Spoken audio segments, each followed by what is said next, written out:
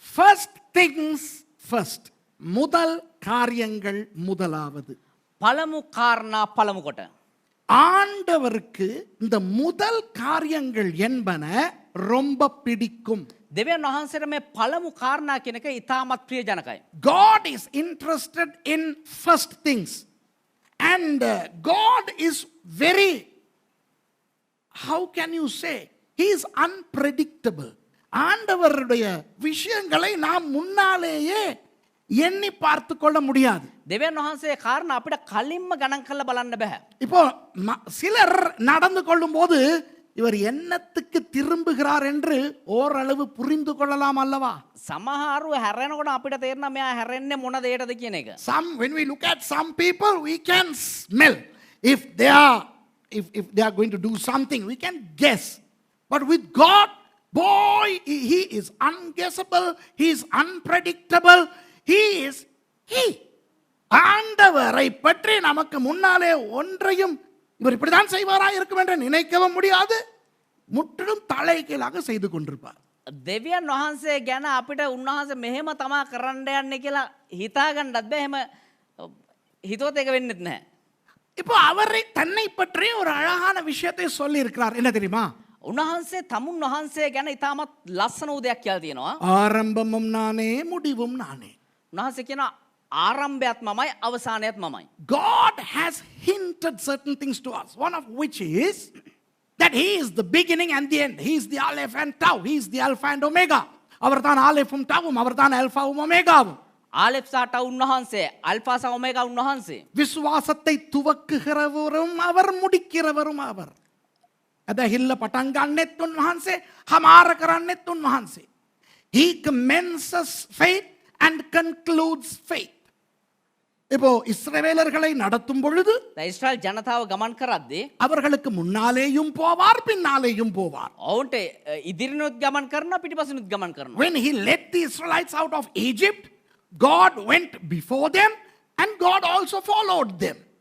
அப்போ ஆண்டவர் முன்னால போவாரா பின்னால இருப்பாரா என்ன பண்ணுவாருங்கிறதெல்லாம் நமக்கு புரிஞ்சு கொள்ள முடியாது. දෙවියන් වහන්සේ ඉදිරිනුත් යනවා, පිටිපසිනුත් යනවා. උන්වහන්සේ මොනවා කරයිද කියලා අපිට තීරණයක් ගන්න බෑ. We cannot guess if God was to lead us or if he is to follow us. He is precarious in a positive sense. அவரை புரிந்து கொள்ள கஷ்டம். නිසා උන්වහන්සේ තේරුම් ගන්න අමාරුයි. இப்போ நான் இன்றைக்கு என்ன உங்களுக்கு சொல்லிக் கொடுக்க போகிறேன்? අද දවසේ මම ඔබට මොනවද කියලා දෙන්න යන්නේ? தேவனுக்கு பிடித்த முதல் காரியங்கள்.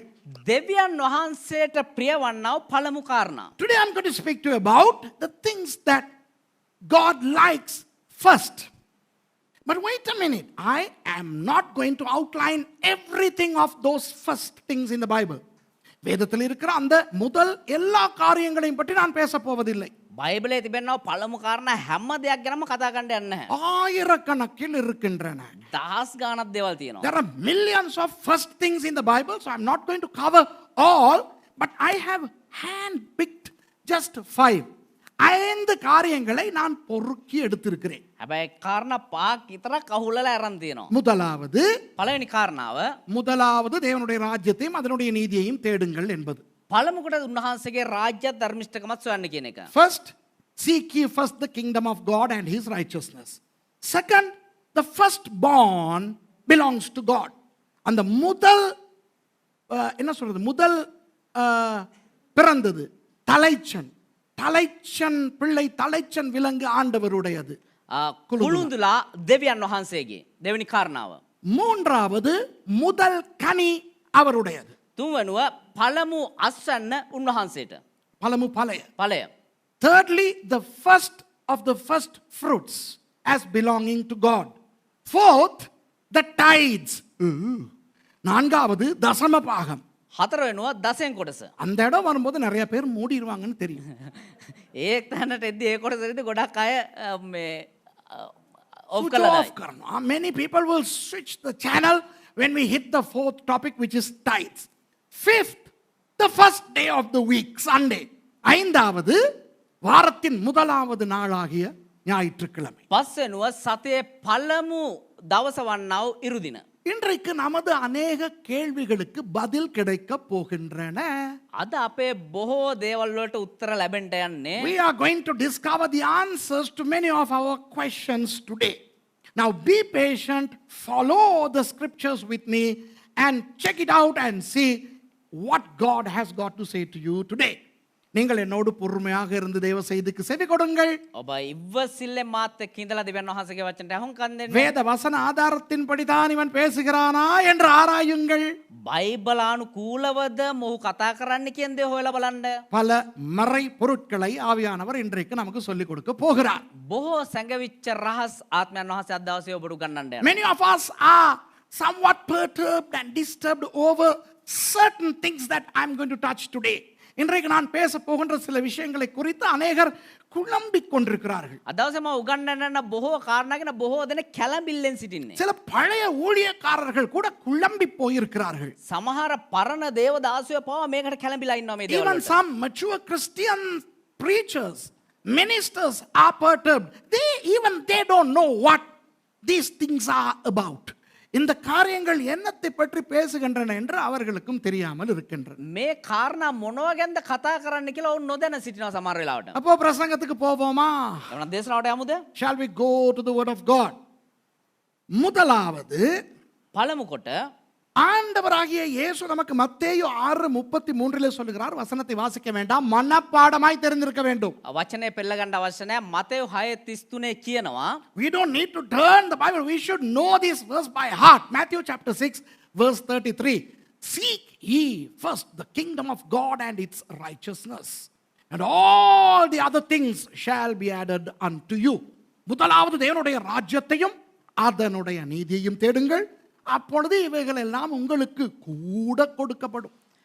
පළමුවට උන්වහන්සේගේ රාජ්‍ය ධර්මිෂ්ඨකමත් සොයාපළා එවිට නුඹලාට සියල්ල සම්භවේ කියලා. இதை குறித்தே ஒரு தனியாய் பிரசங்கம் செய்ய வேண்டும். මේ ගැන විතරක් දේශනා කළ යුතුයි. I need to preach a sermon on that alone, for which I don't have time. So let's just peruse through them fast. அவற்றுக்கு நேரம் கிடையாதபடியினால் தட்டி கொண்டு ஓடுவோம். ඒ ගැන විතරක් දේශනා කරන්න වෙලාව නැති නිසා ඒක පොඩ්ඩක් අපි බලාගෙන යන් උඩින්. ரட்சிக்கப்பட்ட கிறிஸ்தவர்களுக்கு ஆண்டவர் என்ன சொல்லுகிறார்? ගැලෙමු ලැබුව කිතුරුවන්ට දෙවියන් වහන්සේ මොනවද කියන්නේ? முதலாவது தேவனுடைய ராஜ்யத்தையும் அதனுடைய நீதியையும் தேடுங்கள். පළමු කොට දෙවියන් වහන්සේගේ රාජ්‍යත් එහි ධර්මිෂ්ඨකමත් සොයන්න. Seek ye first the kingdom of God and its righteousness. இன்று அநேக கிறிஸ்தவர்கள் என்ன செய்கிறார்கள்? අද බොහෝ කිතුනෝ මොනවද කරන්නේ? முதலாவது தங்களுக்குரிய வேலைகளை செய்து கொள்ளுகிறார்கள். පළමු කොට තමුන්ගේ කාරණා කරගන්නවා. Many Christians today seek first what they ought to do, what they need to do to the family, what they need to do to the job. தங்கள் குடும்பத்துக்கு முதலாவது என்ன செய்ய வேண்டும்? තමුන්ගේ පවුලට මොනවද ඉස්සරම කරන්න ඕනේ? தங்கள் தொழிலுக்கு முதலாவது என்ன செய்ய வேண்டும்? තමුන්ගේ රැකියාවට පළමු කොට මොනවද කරන්න ඕනේ? அதற்கு பிறகுதான் ராஜ்யத்தை தேடுகிறார்கள். ඊට පස්සේ තමයි රාජ්‍ය සොයන්නේ. அநேகர் முதலாவது தேவனுக்கு முதலிடம் கொடுப்பது கிடையாது. බොහෝ දෙනෙක් පළමු කොට දෙවියන් වහන්සේට පළමු තැන් දෙන එක දකින්න නැහැ. நிறைய பேர் ஆண்டவருக்கு தங்களுடைய ஃப்ரீ டைமை கொடுக்கிறார்கள்.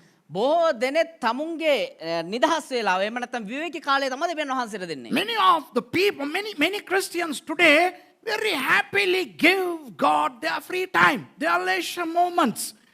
தங்களுடைய வேலையில்லாத நேரங்களில் கர்த்தரை கண்ட மாதிரி தேடுவார்கள்.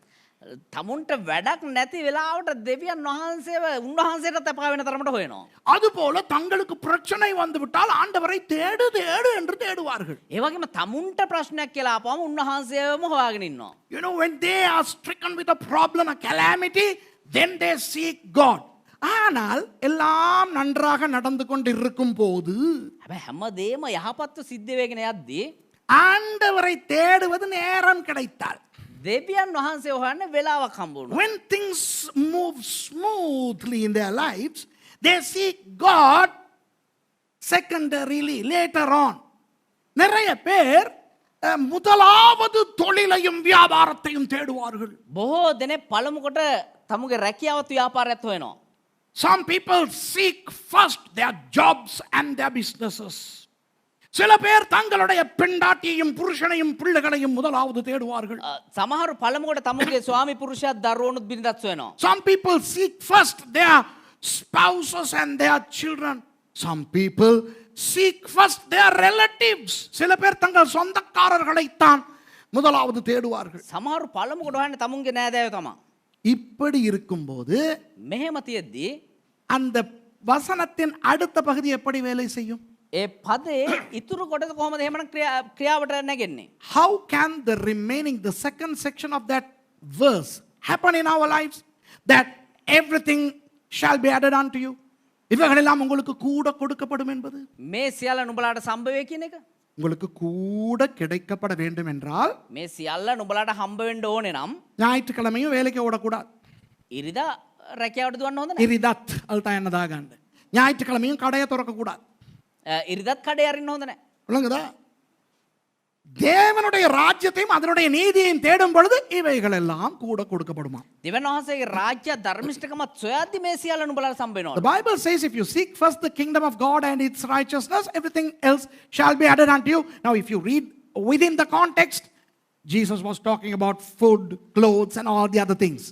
அந்த வசனத்தின் அந்த பகுதிகளை நீங்கள் கவனித்தால் ඒ පදේ ඉතුරු කොටස ඔබ අවධානය යොමු කරා නම් அதிலே நீங்கள் காணலாம் இயேசுவானவர் சாப்பாட்டை பற்றி உடுப்பை பற்றி இப்படியெல்லாம் சொல்லுகிறார் என்று. එතන උන්වහන්සේ කෑම ගැන ඇඳුම් ගැන සියල්ල ගැන කතා කරනවා කියන එක බලන්න පුළුවන්. நான் இதை குறித்து அதிகமாய் பேசாமல் මේ ගැන අපි වැඩිපුර කතා කරන්නේ නැතුව இயேசுவானவருடைய ஒரு உதாரணத்தை காட்ட விரும்புகிறேன். යේසුස් ක්‍රිස්තුස් වහන්සේගේ එක උදාහරණයක් පෙන්වන්න කැමතියි. Adarsha. Without talking too much on the subject, I want to show you the example of Jesus. இப்போ நாம் எல்லாம் ஒரு நாளை தொடங்கும் பொழுது முதலாவது என்ன செய்கிறோம்? දැන් අපි දවස ආරම්භ වෙන්න කලින් පළමු කොට මොනවද කරන්නේ? Before we start our day, what do we do now? If I ask now, you don't have to answer. If I ask each of you as to how you start the day, you'll give me many different answers. உங்களுடைய நாளை நீங்கள் எப்படி தொடங்குகிறீர்கள் என்று நான் கேட்டால் ඔබේ දවස ඔබ කොහොමද ආරම්භ කරන්න කියලා මම ඇහුවා නම් ஒவ்வொருவர் ஒவ்வொரு விதமான பதில்களை சொல்லுவீர்கள். එක එක්කෙනා විවිධාකාර උත්තර දෙයි. இந்த காலத்திலே காலையில எழுந்தவுடன் මේ දවස්වල උදෑසන නැගිට ගාම படுக்கையில் இருந்து கொண்டே போனை எடுத்து ஏதாவது வாட்ஸ்அப் இருக்கிறார்களா என்று பார்த்துவிட்டு சில பேர் நாளை தொடங்குகிறார்கள். ඇඳේ ඉඳගෙන මෙහෙම ෆෝන් එක අතරම WhatsApp වල මොනවා හරි මැසේජස් ඇවිල්ලා තියෙනවද කියලා බලලා තමයි දවස ආරම්භ කරන්නේ. Some people commence their day with any WhatsApp message they may have received throughout the night. So the first thing they do is check their phones. And some people check their Facebook. Some people their Instagram. Some people their Messenger. சிலர் Facebook, Instagram, Messengerலே தொடங்குகிறார்கள். සමහරු Instagram, Messenger, Facebook ඕවාගෙන් තමයි ආරම්භ කරන්නේ දවස. இப்போ நேற்று ராத்திரி ஸ்டூடியோவில் நின்று நான் ஒரு ஃபோட்டோ எடுத்தேனே. ඊයේ මම ස්ටුඩියෝ එකේ ඉඳලා එක ෆොටෝ එකක් ගත්තනේ. Last night I took a picture from the studio. I uploaded it on FB. அதை FBல போட்டேனே. ඒක මම FB එකේ දැම්මනේ. காலையில எழுந்தோன்னு பார்க்கணும் எத்தனை பேர் லைக் போட்டிருக்கான். උදෑසන අවදි වුණ ගාම බලන්න ඕනේ ලයික් කී දෙනෙක් දාලා තියෙනවද ඒකට. எத்தனை பேர் கமெண்ட் அடிச்சிருக்கான். කී දෙනෙක් කමෙන්ට් දාලා තියෙනවද ඒකට. And the first thing I want to do in the morning is to check out and see how many likes, how many comments, what are the comments. இல்லையா பாஸ்டர் மகேஷ், எனக்கு தெரியாது, தீர்க்க தரிசனமா தெரியாது, சும்மா சொல்றேன். I don't know whether it's a prophecy, I'm just saying. சிங்களங்கியான் අනාගත වාක්‍යයක් දෙන්නේ නිකම්ම මම කියනවා එහෙම. சில பேர் காலையில எழுந்தவுடன் සමහර උදෑසන අවදි වුණ ගමන් செய்தி பார்ப்பார்கள் என்ன நடக்கிறது என்று தெரிந்து கொள்வதற்கு.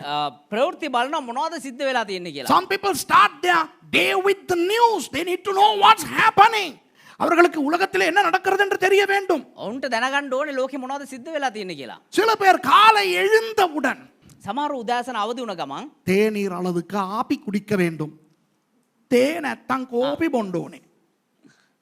Some people they start their day with a cup of coffee or tea. I mean there are so many ways you can start your day. உங்களுடைய நாளை நீங்கள் எத்தனையோ விதவிதமாக ஆரம்பிக்கலாம். ඔබේ දවස ඔබට විවිධාකාරයෙන් ආරම්භ කළ හැකියි. இயேசு என்றால் யார்? යේසුස් වහන්සේ කියන කවුද? தேவன். දෙවියන් වහන්සේ. Who is Jesus? God in flesh, right? Who was Jesus rather? God in flesh. அப்போ அவர் தன்னுடைய நாளை எப்படி தொடங்குகிறார்? උන්වහන්සේ කොහොමද තමුන්ගේ දවස ආරම්භ කරන්නේ? How did Jesus commence his day? Okay, Mark chapter 1 and verse 35. Mark முதலாவது அதிகாரம் 35வது வசனம். මාක් පොතේ පළවෙනි පරිච්ඡේදය 35 වෙනි පදය. அவர் அதிகாலையில் இருட்டோடே எழுந்து புறப்பட்டு வனாந்தரமான ஓரிடத்துக்கு போய் அங்கே ஜெபம் பண்ணினார். උදේ පහන්වෙන්ට බොහෝ ප්‍රථමයෙන් උන්වහන්සේ නැගිට වනාන්තර ස්ථානයකට පිටත්ව ගොස් එහිදී යාඥා කළසේක. And in the morning, rising up a great while before day, he went out and departed into a solitary place and there prayed. நம்மால் சூரிய வெளிச்சம் பின்பக்கம் படுற வரைக்கும் படுத்திருப்பான். අපේ මිනිස්සු ඉර එළිය පසපැත්තට වැටෙනකන් නිදා ගන්නවා. Our people wait till the sun rays hit their backside before they are out and about. But Jesus was up whilst it was still dark. அதிகாலையில் இருட்டோடே இயேசுவானவர் எழும்புகிறார்டாப்பா. උන්වහන්සේ අලුයම අන්ධකාරයත් එක්කම නැගිට්ටලු. அடுத்தது ඊළඟට எழுந்து புறப்படுகிறார். அந்த இடத்துல இருந்தா திரும்ப தூங்கித்தான் அடி வழியணும். නැගිටලා පිටත්ව යනවලු. ඒ කියන්නේ එතනම හිටියනම් ආපහු හැල්ලා නිදා ගන්න තමයි වෙන්නේ. You know, Jesus gets up and he goes. Hey, look at me. Right? Look at me. நம்ம என்ன செய்றோம்? இப்படி படுத்து இருந்துட்டு අපි මොනවද කරන්නේ? මෙහෙම නිදාගෙන ඉඳලා we are asleep, right? Now that we have heard Mark chapter 135, we decide we ought to get up very early. Mark 1:35 பிரசங்கம் கேட்டு தொலைச்சிட்டோம். நாளையிலிருந்து காலையிலேயே எழும்புவேன். මාක් 1:35 වෙනි දේශනාව ඇහුවා උදෑසනම අවදි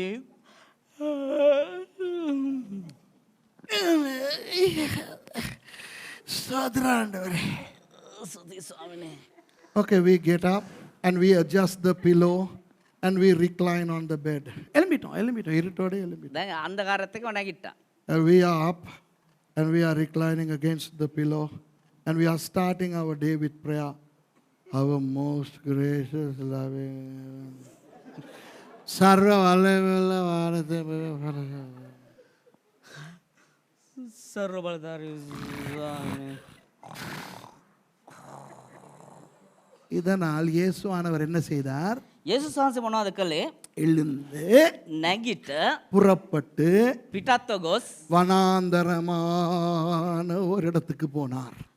වනාන්තර වූ ස්ථානයකට උන්වහන්සේ පැමිණියාලු. Now he woke up and he got up. He not only woke up, he got up.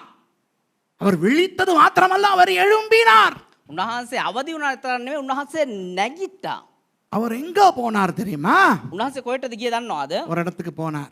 එක ස්ථානයකට ගියා. எப்படிப்பட்ட இடம்னா, කොහොම ස්ථානයක්ද කියනවා නම් அந்த இடத்துல இயேசு இருக்கும்போது ඒ ස්ථානයේ යේසුස් වහන්සේ සිද්ධි இயேசு நீ வாගේ தேக்க அப்படின்னு கொடுக்கிறதுக்கு ஆள் இல்ல.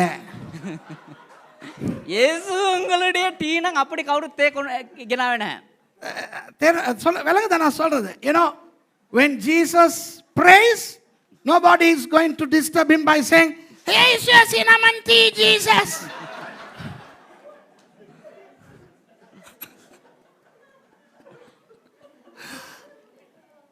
எனக்கு தெரியும் நாளைக்கு எனக்கு சினமன் டீ கிடைக்காது. ඒට මට සිනමන් ටී එක හම්බෙන්නේ නැහැ. Here is a prophecy.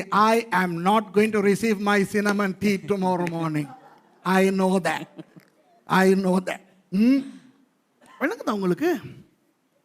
இயேசுவானவர் மற்றவர்களால் குழப்பப்பட விரும்பாதபடியினால் வனாந்தரமாக ஒரு இடத்துக்கு போனார். යේසුස් ක්‍රිස්තුස් වහන්සේ අනිත් අයගෙන් කරදර නොවන පිණිස නැගිටලා උන්වහන්සේ වනාන්තර ස්ථානයකට යනවා. Praise God that Jesus was not married. இயேசுவானவர் கல்யாணம் கட்டி இருக்கல. ஆண்டவருக்கு ஸ்தோத்திரம். යේසුස් ක්‍රිස්තුස් වහන්සේ විවාහයට හිටියේ නැහැ. දෙවියන් වහන්සේට ප්‍රශංසා වේවා. இயேசுவானவர் மாத்திரம் கல்யாணம் கட்டி இருந்தா பின்னாலே அது வந்திருக்கும். எங்க போறீங்க இவ்வளவு காலையில?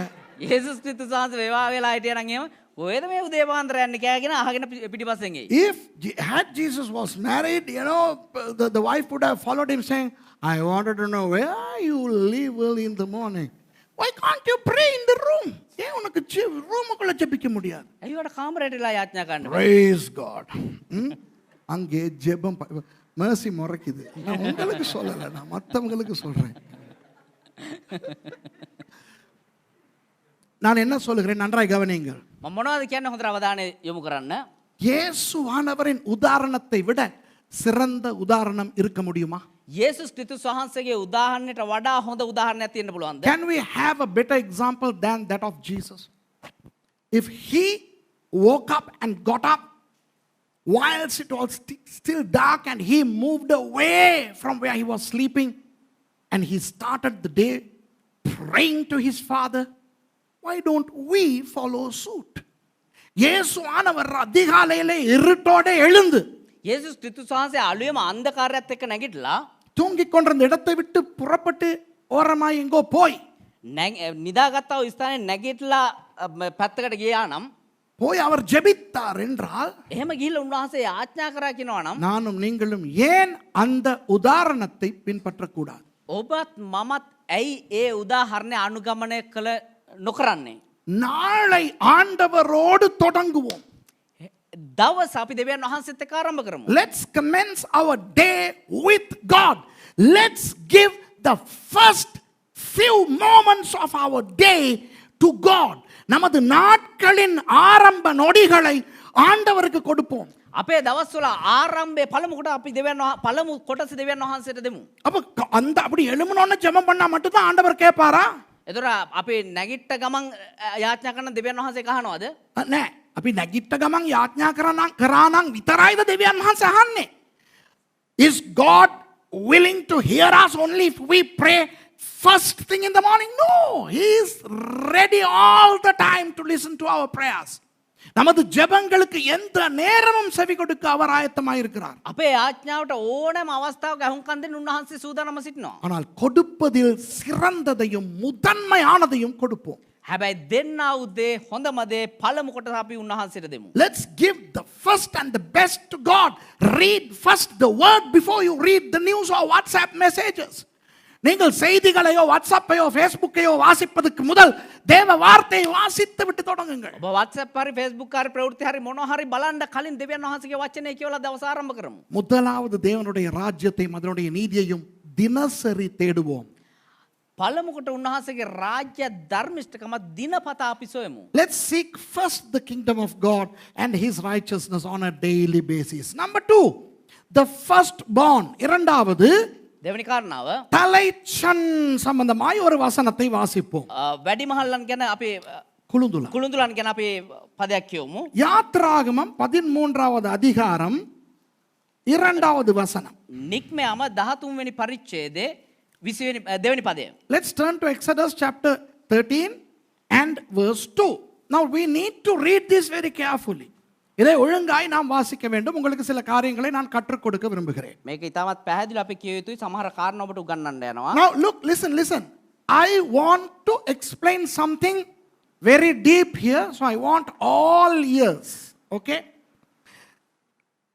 இஸ்ரவேல் புத்திரருக்குள் மனிதரிலும் மிருக ஜீவன்களிலும் கற்பம் திறந்து பிறக்கிற முதற் பேர் அனைத்தையும் எனக்கு பரிசுத்தப்படுத்து, அது என்னுடையது என்றார். ඉස්රායල් පුත්‍රයන් අතරෙහි මනුෂ්‍යයන්ගෙන්ද මුර්ගයාගෙන්ද ගර්භයේ ප්‍රථම පළ වූ සියලු කුළුඳුලන් මට කැප කරව. ඒ මට අයිතියයි කීසේක. Sanctify unto me all the firstborn, whatsoever openeth the womb among the children of Israel, both of man and of beast, it is mine. பயங்கரமான ஒரு விஷயத்தை உங்களுக்கு நான் காட்டி கொடுக்க போகிறேன். මෙතන ඉතාමත් பயங்கர භයංකාරූ කාරණාවක් ඔබට පෙන්වන්න යන්නේ. I am going to show you something very serious here. இந்த வசனம் நியாயப்பிரமாணத்துக்கு உட்பட்டதா, நியாயப்பிரமாணத்துக்கு அப்பால் பட்டதா? මේ වචනය ඇවිල්ලා ව්‍යවස්ථාවට අනුකූලද එහෙම නැත්නම් ව්‍යවස්ථාවට අනුකූල නොවන දෙයක්ද? Is this verse under the law of the Old Testament, the Torah, or is it above or over the Torah? பவுலடியார் சொல்லுகிறார், நாம் நியாயப்பிரமாணத்துக்கு உட்பட்டவர்கள் அல்ல என்று. පෞල්තුමා කියන අපි ව්‍යවස්ථාවට යටත් නොවුවයි කියලා. The Apostle Paul says in the book of Romans that we are not under law, we are under grace, aren't we? நாம் நியாயப்பிரமாணத்துக்கு உட்பட்டவர்கள் அல்ல, நாம் கிருபைக்கு உட்பட்டவர்கள். අපි ව්‍යවස්ථාවට තොරනේ අපි අනුග්‍රහයට යටත් වුවන් කියලා කියනවා පෞල්තුමා. ஆனா உங்களுக்கு ஒரு விஷயம் தெரியுமா? හැබැයි ඔබට කාරණාවක් දන්නවද? நியாயப்பிரமாணம் எங்கே கொடுக்கப்பட்டது? ව්‍යවස්ථාව කොහෙද ලැබුණේ? யாத்ராகமம் 20வது அதிகாரத்திலே නික්මයාම 20 වෙනි පරිච්ඡේදය. the law was given in Exodus chapter 20. We are in chapter 13. We are in the place where it was before the law. நாம் இருப்பது யாத்ராகமம் 13லே. අපි ඉන්නේ නික්මයාම 13 වෙනි පරිච්ඡේදය. அது நியாய பிரமாணத்துக்கு முற்பட்ட காலம். ඒ කියන්නේ ඒක ව්‍යවස්ථාවට පෙර කාලයේ. நீ தலைச்சன் மிருகங்களையும் தலைச்சன் பிள்ளைகளையும் எனக்கு பரிசுத்தப்படுத்து, எனக்கு அதை கொடு, அது என்னுடையது என்று ஆண்டவர் சொன்னது நியாய பிரமாணத்துக்கு உட்பட்ட விதத்தில் அல்ல. කුළු මේ මනුෂ්‍යයන්ගෙන්ද මුර්ගයන්ද ගර්භයේ ප්‍රථම ඵලය කුළුඳුලන් මට කියන එක ව්‍යවස්ථාවට අදාළ නැහැ. God did not say that the firstborn of animals and people are mine under the law. This has nothing to do with the law. Why? The law is yet to be given. நியாய பிரமாணம் இன்னும் கொடுக்கப்படவில்லை. තාම ව්‍යවස්ථාව ලැබිලා නැහැ. நியாய பிரமாணம் கொடுக்கப்படாவிட்டால் இந்த கட்டளை நியாய பிரமாணத்துக்கு உட்பட்ட கட்டளையா? ව්‍යවස්ථාව තාම දීලා නැත්තම් මේ අනය ව්‍යවස්ථාවට යටතේ තිබෙන අනයක්ද? If the law is yet to come, is this command under the law? No. Since we are not under the law, and since this verse that we read is not under the law, this verse is for us. இந்த வசனம் நியாய பிரமாணத்துக்கு உட்பட்டதல்ல. මේ වචනය ඇවිල්ලා මේ පදය ඇවිල්ලා ව්‍යවස්ථාවට අදාළ නැහැ. அதுபோல நானும் நீங்களும் நியாய பிரமாணத்துக்கு உட்பட்டவர்கள் அல்ல. ඒ වගේම ඔබත් මමත් ව්‍යවස්ථාව යටතේ නැහැ. ஆகவே இந்த வசனம் நமக்கு பொருந்தும். එහෙමනම් මේ පදය අපිට අදාළයි. இல்ல பாஸ்டர் அதுல தான் இஸ்ரவேல்னு போட்டிருக்கே தெளிவா. අයියෝ නෑ පාස්ටර් ඒක පැහැදිලිව කියලා තියෙනවා ඉස්රායෙල් වරුන්ට කියලා. No, Pastor Suresh, it clearly says that it is for Israelites. Of course, we are the spiritual Israel. நாம் தான் ஆவிக்குரிய இஸ்ரவேலர்கள். අපි තමා ආත්මික ඉස්රායෙල් වරු. நாம் நியாய பிரமாணத்துக்கு கீழ் இஸ்ரவேலர்கள் அல்ல. අපි ව්‍යවස්ථාව යටතේ එන්නව ඉස්රායෙල් වරු නෙවෙයි. கிருபையினால் இஸ்ரவேலர்களாக்கப்பட்டிருக்கிறோம். අනුග්‍රහය යටතේ ඉස්රායෙල් වරුන්. We are not Israelites under the law. We are not the biological Israelites. We are Israelites in a spiritual sense under grace. So this verse is for us as much as it is for the biological Israelites. இது எந்த அளவுக்கு இஸ்ரவேலர்களுக்கு சொந்தமானதோ அந்த அளவுக்கு நமக்கு சொந்தமானது. මේක ඉස්රායෙල්ට කොයි තරම් දුරට අදාළද ඒ තරම් දුරටම අපිට අදාළයි මේක. ஆகவே this verse is for us. ஆகவே இது நமக்கு. එනිසා මේ පදය අපිට. அதனால் உங்களுக்கு ஒன்று சொல்லுகிறேன். එනිසා ඔබට එක දෙයක් කියන්නම්. உங்கள் குடும்பங்களில் உங்கள் பிள்ளைகளில் முதல் பிள்ளையை கர்த்தருடைய ஊழியத்துக்கு என்று கொடுங்கள். ඔබේ පවුලේ ඔබේ කුළුඳුලා දෙවියන් වහන්සේට කැප කරන්න. Consecrate your firstborn to the ministry of God. Now, if your firstborn is too old and consecrated to medicine and information technology and business, forget it. But those of you who have kids, you still got time to obey this verse. உங்களுடைய முதல் பிள்ளை இப்போ எரும மாடாகி அது இப்போ lawyer ஆகி இப்போ அது மாங்காய் வியாபாரம் பண்ணிக்கிட்டு இருக்குதுன்னா இப்போ ஒன்றும் செய்ய முடியாது. ඔබේ පය කුළුඳුලා මීහරකෙක් වෙලා මොනවද ලෝය කෙනෙක් වෙලා අඹ විකුණගෙන මොනාරි ඉන්නවනම් දැන් කරන්න දෙයක් නැහැ. ஆனால் சின்ன பிள்ளைகள் இருக்கின்றவர்களுக்கு நான் சொல்லுகிறேன், கிறிஸ்தவர்களுக்கு, හැබැයි කුඩා දොරන් ඉන්න කිතුරන්ට කියන්නම්. உங்கள் தலைச்சன் பிள்ளைகளை நீங்கள் ஆண்டவருக்கு என்று கொடுங்கள். ඔබේ කුළුඳුලා දෙවියන් වහන්සේට කියලා ඔබ දෙන්න. அது இஸ்ரவேலர்களுக்கு அது நியாய பிரமாணத்துக்கு கீழ்ப்பட்டது என்று சொல்லி அதை தள்ளி விட்டு விடாதீர்கள். ඒක ඉස්රායෙල් වුන්ට නේ ඒක විවස්ථාවට නේ කියලා ඒක අතල්ලා දාන්න එපා. Don't avoid it. Don't negate it by saying it is for the biological Israelites. உங்களுக்கு தெரியுமா, இன்றைக்கு இந்த கிறிஸ்தவ உலகத்திலே கிறிஸ்தவர்கள் தங்களுடைய முதல் குழந்தைகளை தேவ ராஜ்யத்துக்கென்று கொடுத்திருந்தால் අද මේ කිතුණු සමාජයේ කිතුණුව තමුන්ගේ කුළුඳුලා එහෙම නැත්නම් ප්‍රථම ඵලයේ දේව රාජ්‍යයට කියලා දීලා තිබුණා නම් தேவ ராஜ்யத்திலே எத்தனை வளர்ச்சி, எத்தனை ஊழியக்காரர்கள் இந்த 2000 வருடங்களில் ஏற்பட்டிருப்பார்கள். யோசித்து பாருங்கள். මේ දේව රාජ්‍යයේ කොතරම් වර්ධනයක් කොතරම් සේවක ප්‍රමාණයක් ඇති වෙලා තියෙද කියලා හිතලා බලන්න. If only every Christian parent segregated their firstborn to the ministry of God throughout the past 2000 years, imagine the height to which Christianity would have risen. Unfortunately, the ministers in the kingdom are still in a very minute minority because those who need to be committed to God are not committed.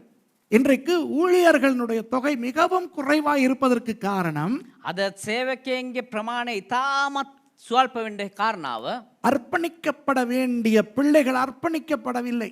කැප කළ යුතු ඒ දරුවන් කැප කරලා නැහැ. விசுவாசிகளை விடுங்க. ඇදිලවන්තව අතාරින්න. எத்தனை பாஸ்டர்மாரனுடைய மூத்த பிள்ளைகள் இன்னைக்கு போயிட்டு ஹோட்டல்ல பீங்கான் கழுவிக்கிட்டு இருக்குது. කී දෙනෙක් දේවදාසයන්ගේ කුළුඳුලන් ගිහිල්ලා හොටෙල් වල පිඟන් හොදන් ඉන්නවද? Leave the believers aside. How many firstborn children of pastors are washing plates in hotels? Ooh, they are lawyers, they are engineers, they are that, they are this. You know what they are? If they are not serving the Lord, they are donkeys. அந்த pastor மாரனுடைய தலைச்சன் பிள்ளைகள் ඒ දේවගැතිවරුන්ගේ වැඩිමාළු දරුවෝ குழுந்துள் කුළුඳුල් தருவோ දරුවෝ அவங்க ஊழியம் செய்யலாட்டி ඒගොල්ලෝ සේවය කරන්නේ නැත්නම් அவங்க உலகத்துல எவ்வளவு பெரிய பதவியில அமெரிக்கன் ஜனாதிபதியா இருந்தாலும் ඌ ඇමරිකාවේ ජනාධිපති වෙලා හිටියත් கழுதைகள் බූරුවෝ இதை பார்த்துக்கிட்டு இருக்கிற பாஸ்டர் உங்களுக்கு தான் பாஸ்டர் நான் சொல்றேன். මේ බලාගෙන ඉන්න දේවගැතිවරු ඔබට තමා මේ දේ කියන්නේ. Hey pastors, this is for you. Those who are watching, I know you are upset, you are angry, you are not going to watch my programs from now. I don't care. Your older son is a donkey if he is not serving the Lord. Pastor, நீங்க கோவிச்சுக்கிட்டாலும் பரவாயில்ல. Pastor ඔයාලා තරහ වුණත් කමන්නේ. நீங்க இதுக்கு பிறகு இந்த ப்ரோக்ராத்தை பார்க்காட்டியும் பரவாயில்ல. මීට පස්සේ මගේ වැඩසටහන් බැලුවේ නැතත් කමන්නේ. இதை பார்த்துட்டு ஆஃப் பண்ணுங்க. මේක බල්ලි වෙලා ඔෆ් කරන්න. இந்த வசனத்தை கேட்டு ஆஃப் பண்ணுங்க. මේ කියන දේ අහලි වෙලා ඔෆ් කරන්න. உங்க மூத்த புள்ள ஊழியத்துல இல்லாட்டி அது ஒரு கழுதை. ඔබේ වැඩිමහල් දරුවා සේවය නැත්තම් ඌ එක බූරුවෙක්. Thank you. ஊ கேரளம் ගොඩක් ආසයි. 13வது வசனம் என்ன சொல்லுகிறது? 13 වෙනි පදේ මොනවද කියන්නේ? Hey, look at verse 13. We are still before the law. இன்னும் நியாய பிரமாணத்துக்கு முந்தி தான் உட்கார்ந்திருக்கோம். තාමත් අපි ව්‍යවස්ථාවට කලින් තමයි ඉන්නේ. கழுதையின் தலையீற்றை எல்லாம் ஒரு ஆட்டுக்குட்டியால் மீட்டுக் கொள்வாயாக. மீட்காவிட்டால் அதன் கழுத்தை முறித்து போடும். නමුත් නුඹ කොටලුවන්ගේ සියලු කුළුඳුලන් බැටළු පැටවෙකු බැගින් දී මුදා ගත යුතුය. ඌ මුදන්ට නොකමැතේ නම් උගේ බෙල්ල කැඩිය යුතුය. And every firstling of an ass thou shalt redeem with a lamb, and if thou wilt not redeem it, then shalt thou break his neck. இப்போ மிருகங்களிலே சுத்தமான மிருகம், சுத்தமில்லாத மிருகங்கள் என்று இருக்கின்றன அல்லவா? දැන් මුර්ගයන්ගෙනුත් පිරිසුදු මුර්ගයෝ එහෙම නැත්නම් සත්තු අපිරිසුදු සත්තු කියලා කොටස් දෙකක් තියෙනවානේ. There are clean animals and unclean animals. How do we differentiate? How did Moses know? மோசேக்கு எப்படி தெரியும்? எப்படி அந்த சுத்தமான அசுத்தமான மிருகங்களை பிரித்து பார்ப்பது? மோசஸ் කොහොමද දන්නේ මේ පිරිසුදු අපිරිසුදු සත්තු කොහොමද ඒක බෙදලා බැලුවේ? நோவாவுக்கு ஆண்டவர் சொல்லி கொடுத்து விட்டார் ஐயா. නෝවාට දෙවියන් වහන්සේ කියලා දුන්නා. God had taught that to Noah. Remember?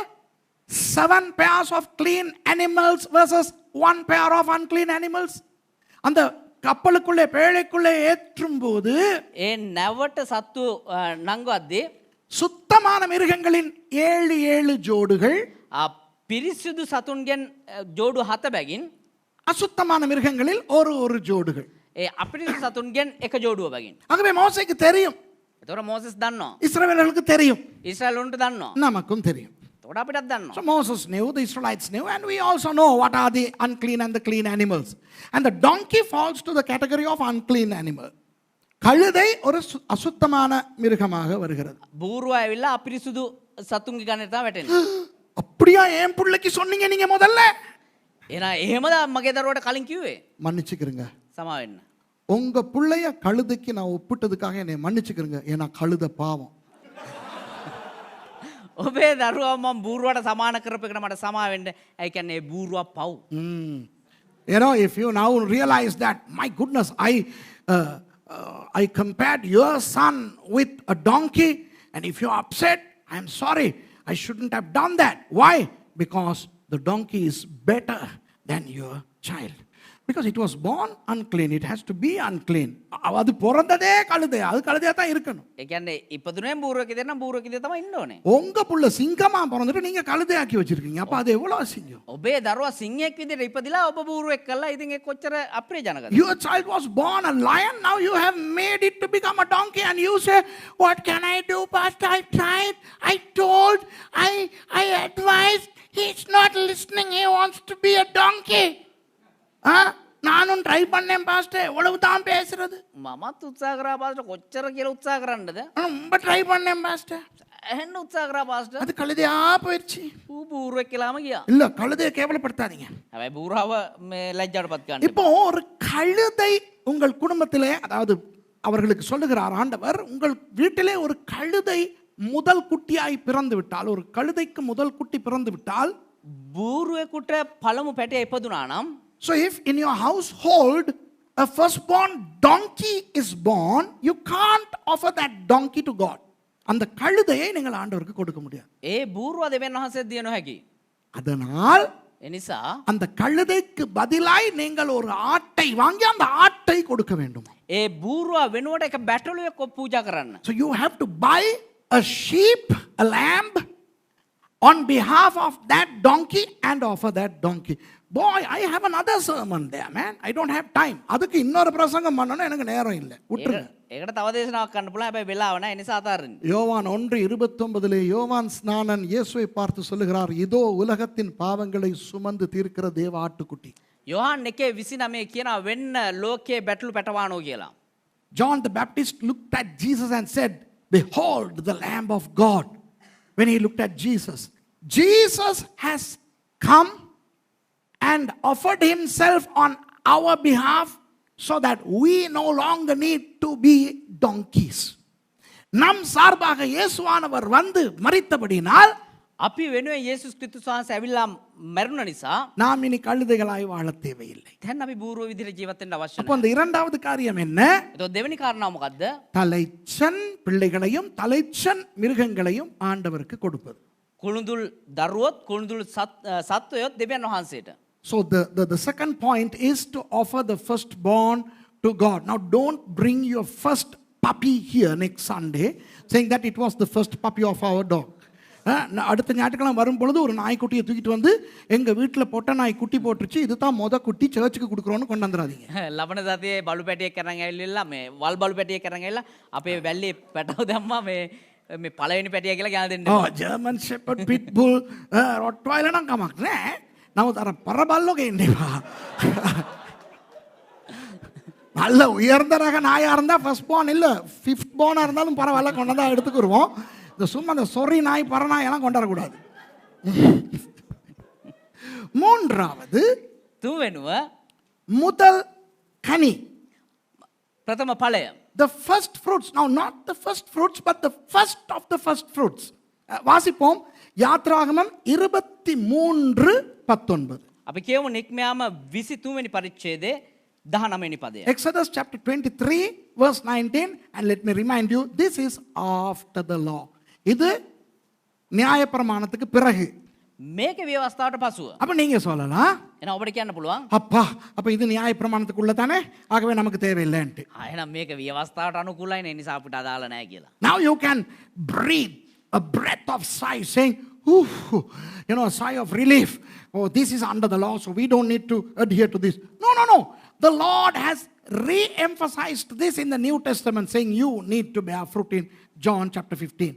ஆனால் ஆண்டவர் இதை புதிய ஏற்பாட்டில் யோவான் 15 நீங்கள் கனி தர வேண்டும் என்று புதுப்பித்து விட்டார். හැබැයි දෙවියන් වහන්සේ යොහන් 15 මේක අලුත් කරලා දුන්නා, උඹලත් පළ දරන්න ඕනේ කියලා. ඒ නිසා කරන්න දෙයක් නැහැ, අපිටත් මේක අදාළයි. இது நமக்கும் பொருந்தும். Let's read 23:19. யாத்ராகமம் 23:19. නික්මයාම 23 19 වෙනි පදය. உன் நிலத்தில் முதல் விளைச்சல்களில் முதற்கனியை உன் தேவனாகிய கர்த்தருடைய ஆலயத்துக்கு கொண்டு வருவாயாக. නුඹේ භූමියේ ප්‍රථම ඵලවලින් පළමු ඒවා නුඹේ දේව ස්වාමින් වහන්සේට ගෙනෙන්න. The first of the first fruits of thy land thou shalt bring into the house of the Lord thy God. இன்றைக்கு நீங்கள் இஸ்ரவேலுக்கு போய் பார்த்தால், අද ඔබ ඊශ්‍රායල් වලට ගිහිල්ලා බැලුවා නම් புதிதாக ஒரு தோட்டத்தை அவர்கள் பயிர் செய்து விட்டால், අලුතෙන් නොවුන් එක වත්තක් අරගෙන මේ කුෂිකර්මයේ දේවල් වලට යොමු කරා නම් அந்த முதல் கனிகளை பறிக்க மாட்டார்கள், அது அப்படியே மரத்தில் இருக்க விட்டு விடுவார்கள். ඒ පළමු ඵලය ඔවුන් ඒක නෙලන්නේ එහෙමම ගස්වල තියෙන්න අරිනවා. If you go to Israel today and look at a newly planted grove of any fruit, they don't harvest the first fruit, they just let it remain there. Why? Because of this law. இந்த நியாயப்பிரமாண இந்த சட்டத்தினால். ඇයි එහෙම කරන්නේ? මේ නීතිය නිසා. இப்போ நமக்கு ஆண்டவர் கனி தருகின்ற ஒரு வாழ்க்கையை கொடுத்திருக்கிறார். දැන් උන්වහන්සේ අපිට ඵල දරන ජීවිතයක් දීලා තියෙනවා. புதிய ஏற்பாட்டிலே கனியை பற்றி பேசி இருக்கிறது. අලුත් ජීවිතේ ඵල පිළිබඳව කතා කරනවා. The New Testament talks umpteen times about bearing fruit. So this is not just a Old Testament concept or a concept within the parameters of the law. This is also a New Testament concept. இது பழைய ஏற்பாட்டு அல்லது நியாயப்பிரமாணத்து விஷயம் மாத்திரமல்ல. මේක පරණ ගිවිසුමේ විවස්ථාවට අදාළ දෙයක් විතරක් නෙවෙයි. புதிய ஏற்பாட்டிலும் இந்த கனி தருகின்ற விஷயங்கள் உண்டு.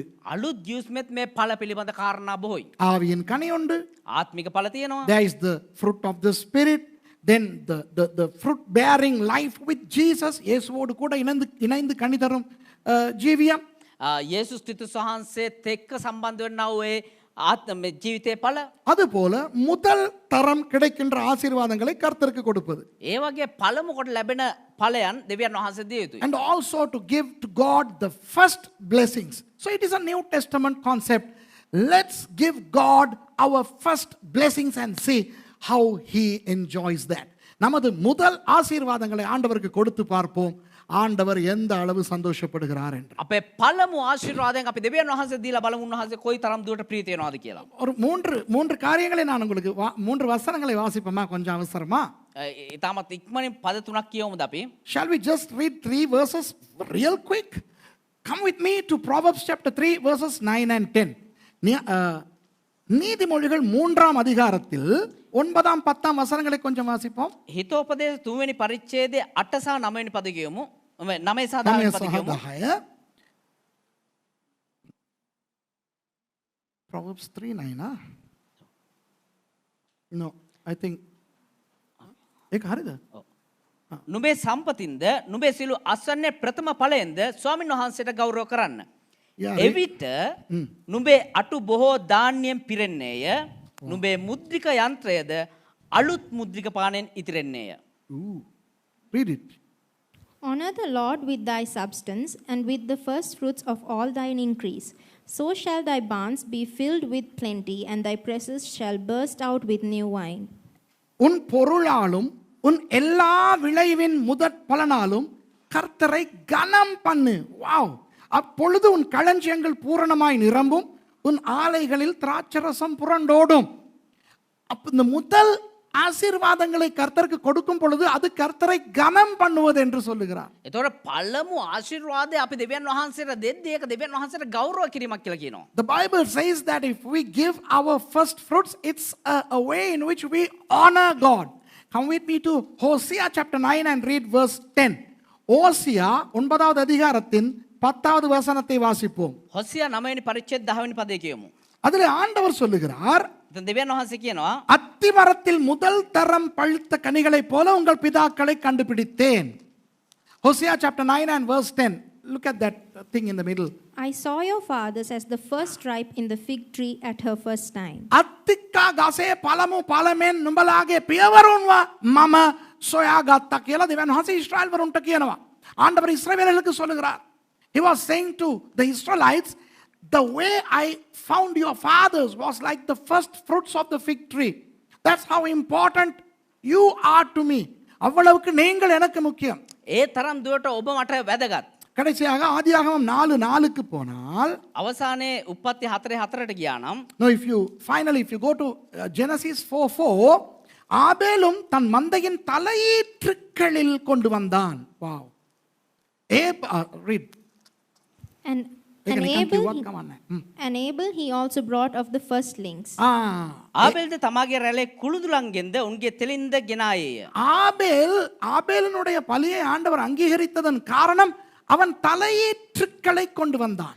ආබෙල් සහ ආබෙල්ගේ ඒ පූජාව දෙවියන් වහන්සේ පිළිගන්න හේතුව ඔහු ප්‍රථම ඵලය ගෙනාවා. Because he brought the firstlings, God accepted. So my dear brothers and sisters, give God the first blessings of anything that you receive and see how God will bless you. நீங்கள் முதலாவது உங்களுக்கு கிடைக்கும் ஆசீர்வாதங்களை கர்த்தருக்கென்று கொடுத்து பாருங்கள். அப்புறம் உங்களுக்கு தெரியும் கர்த்தர் எந்த அளவுக்கு உங்களை ஆசீர்வதிக்கிறார். ඔබ ඔබේ ආශිර්වාදයෙන් ප්‍රථම දේ දෙවියන් වහන්සේට දීලා බලන්න. එතකොට ඔබට කොච්චර ආශිර්වාද ඔබ ලබයිද කියලා ඔබ සොයලා බලන්න. 3 காரியங்கள் பார்த்து விட்டோம். අපි කාරණා තුනක් බැලුවා. We have seen 3 things. Seek first the kingdom of God and his righteousness. முதலாவது தேவனுடைய ராஜ்யத்தையும் அதனுடைய நீதியையும் தேடுங்கள். පළමුවට උන්වහන්සේගේ රාජ්‍යත් ධර්මිෂ්ඨකමත් සොයන්න. இரண்டாவது உங்களுடைய தலைச்சன்களை ஆண்டவருக்கு கொடுங்கள். දෙවනුව ඔබේ කුළුඳුලන් දෙවියන් වහන්සේට දෙන්න. Second, give to God your firstborn. And third, give God your first fruits of everything. உங்கள் எல்லாவற்றினதும் முதல் கனியை ஆண்டவருக்கு கொடுங்கள். තුන්වෙනුව ඔබේ සියල්ලේ ප්‍රථම ඵලය දෙවියන් වහන්සේට දෙන්න. நான்காவது හතරවෙනුව தசம பாகம். දසෙන් කොටස. Fourth, tithes. இந்த தசம பாகத்தை பற்றி பேசும் பொழுதும் මේ දසෙන් කොටස ගැන කතා කරද්දී அநேகர் நினைக்கிறார்கள் அது நியாய பிரமாணத்துக்கு உட்பட்டது என்று. බොහෝ දෙනෙක් හිතනවා ඒක විවස්ථාවට අනුකූල වූ දෙයක්. When talking about tithes, many people construe that it is something under the law. Now they are partially correct. Why? Because it is under the law too. It has been re-emphasized and organized under the law. அது நியாய பிரமாணத்துக்குள்ளே உறுதிப்பட்டதும் மீள சீரமைக்கப்பட்டதும் ஆகும். ඒක ව්‍යවස්ථාව යටතේ ඔප්පු කරන ලදත් ඒ වගේම ඒක හරි ගස්සලා ඒක තාහුරු කරලා තියෙනවා ව්‍යවස්ථාව තුල. ஆனால் முதல் நாம் தசம பாகத்தை பார்ப்பது யாத்ராகமத்திலே அல்ல ஆதியாகமம் 14 அதிகாரத்திலே. ඒ වුණත් අපි පළමු කොට දසෙන් කොටස කියන එක දකින්නේ නික්මයන් පොතේ නෙමේ උප්පත්ති පොතේ. We are not introduced to the concept of tithing in Exodus, but in Genesis chapter 14 when Abraham tithed to Melchizedek. ஆபிரகாம் மெல்கிசேதேக்குக்கு தசம பாகம் கொடுத்த பொழுது அதுதான் நமக்கு தசம பாகத்தை அறிமுகப்படுத்துகிறது. ආබ්‍රහම් මෙල්කිසෙදෙක්ට දසෙන් කොටස දෙද්දී එතනයි තමයි අපි දසෙන් කොටස කෙනෙක් ඉස්සරම හඳුනගන්නේ. நியாய பிரமாணத்துக்கு முன்பு කෙනෙක් ව්‍යවස්ථාවට පෙර it's pre-law. Yes, it came under the law. அது நியாய பிரமாணத்துக்குள்ளும் வந்தது. ඒක ව්‍යවස්ථාව තුලත් පැමිණියා. அது நியாய பிரமாணத்துக்கு பிறகும் வந்தது. ඒ වගේම ව්‍යවස්ථාවට පළමු කොටත් ඒක පැමිණියා. புதிய ஏற்பாடு தசம பாகத்தை அழிக்கவில்லை. අලුත් ජීසුමේ දසෙන් කොටස නැති කළා නැහැ. It preceded the law. It was re-emphasized in the law and it proceeded the law all the way into the New Testament. God did not abolish the concept of tithing. ஆனால் என்ன நடக்கிறது? ඒ වුණත් මොනවද සිද්ධ වෙන්නේ? இன்றைக்கு சில கஞ்சர்கள் අද බොහෝ ලෝභයෝ இவர்கள் தசம பாகத்துக்கு விரோதமாய் பேசிக் கொண்டிருக்கிறார்கள். මේගොල්ලෝ දසෙන් කොටසට විරුද්ධව කතා කරගෙන ඉන්නවා. Some stingy people are teaching against tithes. Now I'll show you the treachery embedded in the prior to which let's read a verse. நாம் போவோம் லேவியராகமம் 27ஆம் அதிகாரத்துக்கு. අපි ලෙවි පොතේ 27 වෙනි පරිච්ඡේදය පෙළගමු. Let's go to Leviticus chapter 27 and read verse 30. 30வது வசனத்தை வாசிப்போம். 30 වෙනි පදේ කියමු. தேசத்திலே நிலத்தின் வித்திலும் விருட்சங்களின் கனியிலும் தசம பாகம் எல்லாம் கர்த்தருக்கு உரியது. அது கர்த்தருக்கு பரிசுத்தமானது. Read. And all the tithe of the land, whether of the seed of the land or of the fruit of the tree, is the Lord's. It is holy unto the Lord. භූමිය මුළු අස්වැන්නෙන් එනම් භූමියේ ධාන්‍යයෙන්ද ගස්වල ඵලයෙන්ද සියල්ලෙන් දසෙන් කොටසක් දෙවියන් වහන්සේට අයිතිය. ඒ ස්වාමින් වහන්සේට සුද්ධය. இந்த தலைச்சன் அந்த விஷயங்களை கர்த்தருக்கு பரிசுத்தப்படுத்து என்று வாசித்தோம் முதலிலே. මේ කුළුඳුල් දේ පළමු දේ සුද්ධයි කියලා කතා කරා පළමු කොට අපි. We saw that the firstborn is holy, the word holy, which we see here also. The tithe is holy. தசம பாகமும் பரிசுத்தமானது என்று பார்க்கிறோம். මෙතන බලනවා දසෙන් කොටසත් සුද්ධයි කියලා. பயன்படுத்தப்பட்டிருக்கின்ற சொல் kadosh. පාවිච්චි කරලා තිබෙනා වූ පදය ඇවිල්ලා කදෝස්. The word used there, kadosh, means separated unto God. கர்த்தருக்கென ஒதுக்கப்படுதல். කදෝස් කියන එකේ තේරුම දෙවියන් වහන්සේට වෙන් කරන ලද. தசம பாகம் என்பது கர்த்தருக்கென்று ஒதுக்குவது. දසෙන් කොටස කියන්නේ දෙවියන් වහන්සේට කියලා වෙන් කරා වූ දේ. ஒரு வசனத்தை நான் வாசித்து விட்டு අපි එක පදයක් කියවලා ඉවරලා நான் வழமையாய் செய்யாத ஒன்றை நான் இன்றைக்கு சொல்லாத ஒன்றை சொல்ல போகிறேன். පුරුද්දක් ඉදිරිය අපි නොකරන දෙයක් ඔබට කියන්න යනවා. After reading a verse, I'm going to share something quite personal of mine to you, which I don't usually do. I think God has given me the permission. I'm not saying God wants me to say that, but I think God is okay about that.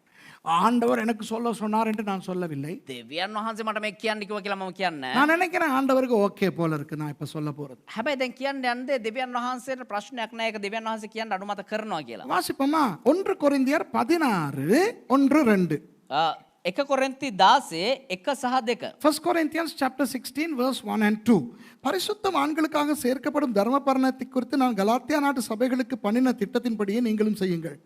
நான் வந்திருக்கும் போது பணம் சேர்க்குதல் இராதபடிக்கு உங்களில் அவனவன் வாரத்தின் முதல் நாள் தோறும் தன் வரவுக்கு தக்கதாக எதையாகிலும் தன்னிடத்திலே சேர்த்து வைக்க கடவன். ශුද්ධවන්තයන් උදෙසා සම්මාදාම් කිරීම ගැන ගලාතිය සභාවට මා නියම කළ ලෙස නුඹලාත් කරන්න.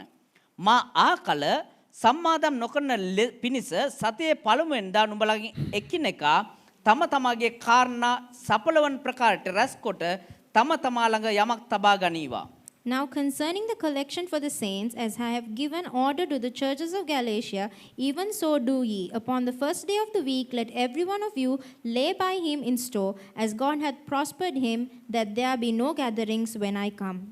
இந்த மாதிரியான வசனங்களை வைத்துக்கொண்டு சில ஊழியக்காரர்கள் என்ன கற்றுக் கொடுக்கிறார்கள் என்று நான் உங்களுக்கு சொல்ல விரும்புகிறேன். මේ වගේ සමහර පද තියාගෙන සමහර දේව සේවකයෝ මොනවද උගන්වන්නේ කියලා මම ඔබට කියන්නම්. I want to provide a synopsis of what many preachers preach today based on certain verses that are like the verse that we read now.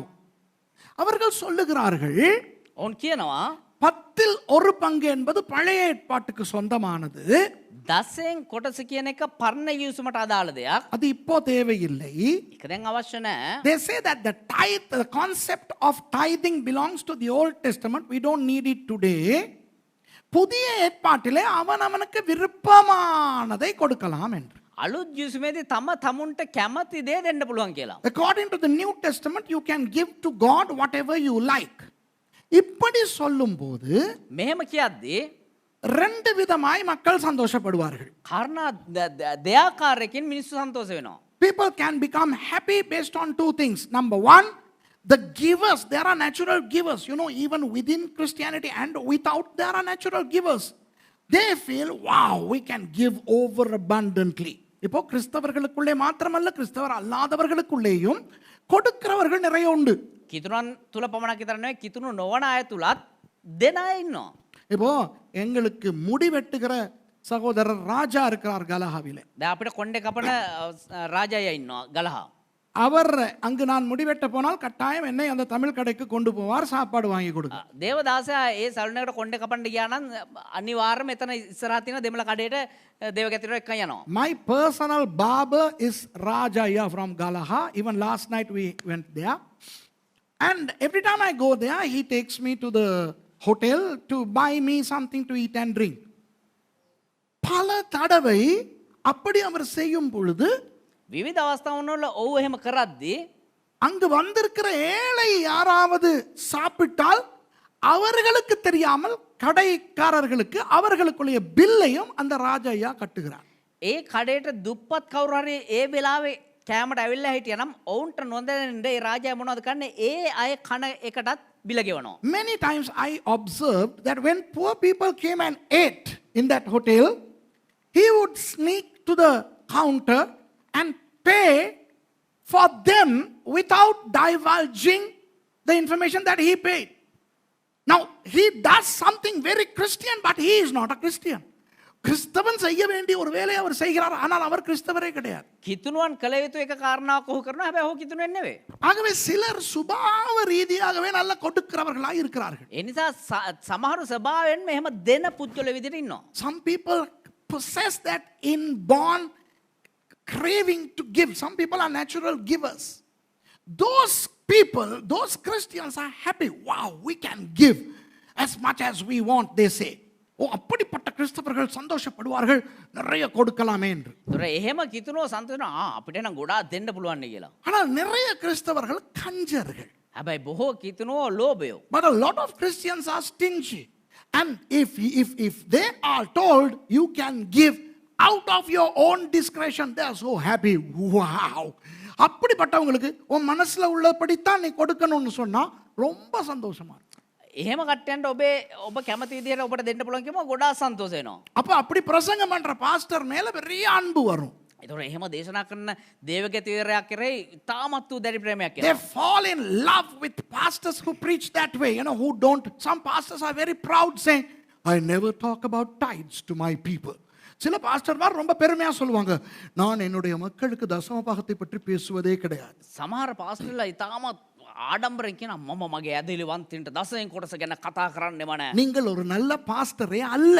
ඔබ හොඳ යහපත් දේවගතිවරයෙක්ම නෙවෙයි. You are not a good pastor. Why? You are disallowing your people from being blessed. உங்கள் மக்கள் ஆசீர்வதிக்கப்படுகிறதை நீங்கள் தடுக்கிறீர்கள். ඔබේ ඇදහිලි වන්තයෝ ආශිර්වාද ලබන මාර්ගය ඔබ වහලා දාලා තියෙනවා. இப்போ என்னை பற்றி சில விஷயங்கள் சொல்ல போகிறேன். එතකොට දේවගතිවරයා ගැන සමහර කන්න කියන්න යනවා. I'm going to say something about me. Of course, I believe God is not going to be upset with this. ஆண்டவர் இதை குறித்து அப்செட் ஆக மாட்டார் என்று நினைக்கிறேன். දෙවියන් වහන්සේ මේ ගැන අප්සෙට් වෙන්නේ නැති වෙයි කියලා හිතනවා. உங்களுக்கு தெரியுமா, நிறைய பேர் நினைக்கிறார்கள், ඔබ දන්නවද බොහෝ දෙනෙක් හිතනවා நான் அடிக்கடி வெளிநாடு போகிறபடியினால் මම දිගටම විදේශගත වෙන්න නිසා வெளிநாடுகளுக்கு நான் போய் நிறைய பணம் கொண்டு வருகிறேன் என்று.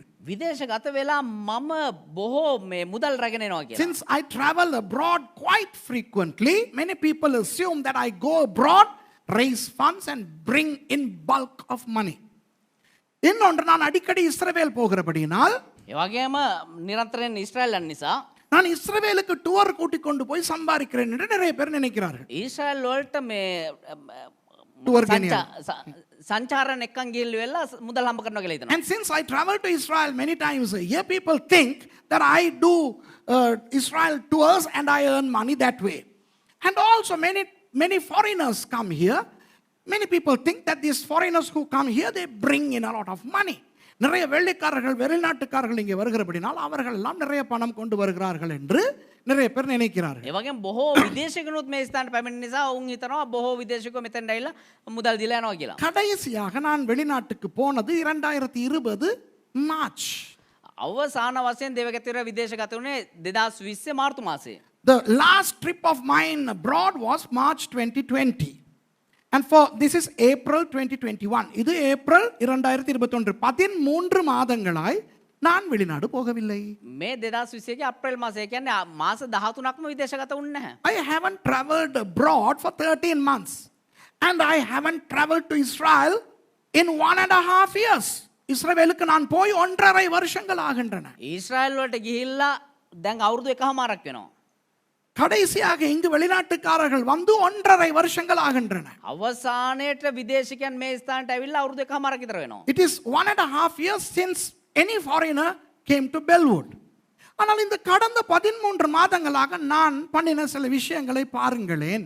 හැබැයි මේ පසුගිය මාස 13 ඇතුළත කරා වූ සමහර කාරණා බලන්න. But check and see some of the things that I did during the past 13 months. We completed a very expensive 9-bedroomed mission house up there. ஒரு 9 படுக்கை அறைகளை கொண்ட ஒரு ஹோட்டல் ஸ்டைல் மிஷன் ஹவுஸ் கட்டி முடித்திருக்கிறோம். කාමර 9ක් සහිතව නිකන් හොටෙල් එකක් වගේ මිෂන් හවුස් එකක් අපි හැදුවා. பார்க்காதவங்க கொஞ்சம் பாருங்க, தெரிஞ்சுக்கிறீங்க. දැකපො නැති කට්ටිය ගිහලා බලන්න ගිහලා දැනගන්න. If you haven't seen that place, go and see. 1 கிலோமீட்டருக்கு தார் ரோட் போடுறோம். කිලෝමීටර් දුරට තාර දාලා පාර හැදුවා. We are paving the road with tar for 1 kilometer all the way to the summit, for which we had to buy a digger. அதற்கு ஒரு பேக்கோ machine சொந்தமா பணம் கொடுத்து வாங்கணும். ඒ සඳහාම බැකෝ මැෂින් එකක් අපි මුදල් දීලා මිලදී ගත්තා අපිටම කියලා. கான்கிரீட் மெஷின் சொந்தமா பணம் கொடுத்து வாங்கணும். කොන්ක්‍රීට් මැෂිමක් අපිටම කියලා මිලදී ගත්තා. பிளாக் கால் மெஷின் சொந்தமா பணம் கொடுத்து வாங்கணும். මුදල් දීලා බ්ලොක් ගල් මැෂිමක් අපිටම කියලා මිලදී ගත්තා. We did not hire or rent, but we purchased a concrete mixer, a block gull machine. I don't know how you call it in English. கீழே அந்த தொங்கலிலிருந்து முடிவு வரை ஒரு கருங்கல் மதில் கட்டி முடித்திருக்கிறோம். මේ පහළ පාරාසන්නේ මේ කෙළවරින් ඉඳන් එහා කෙළවරකම් කළුගල් බැම්මක් බැන්දා. We have constructed a rock wall all the way to the end of our land.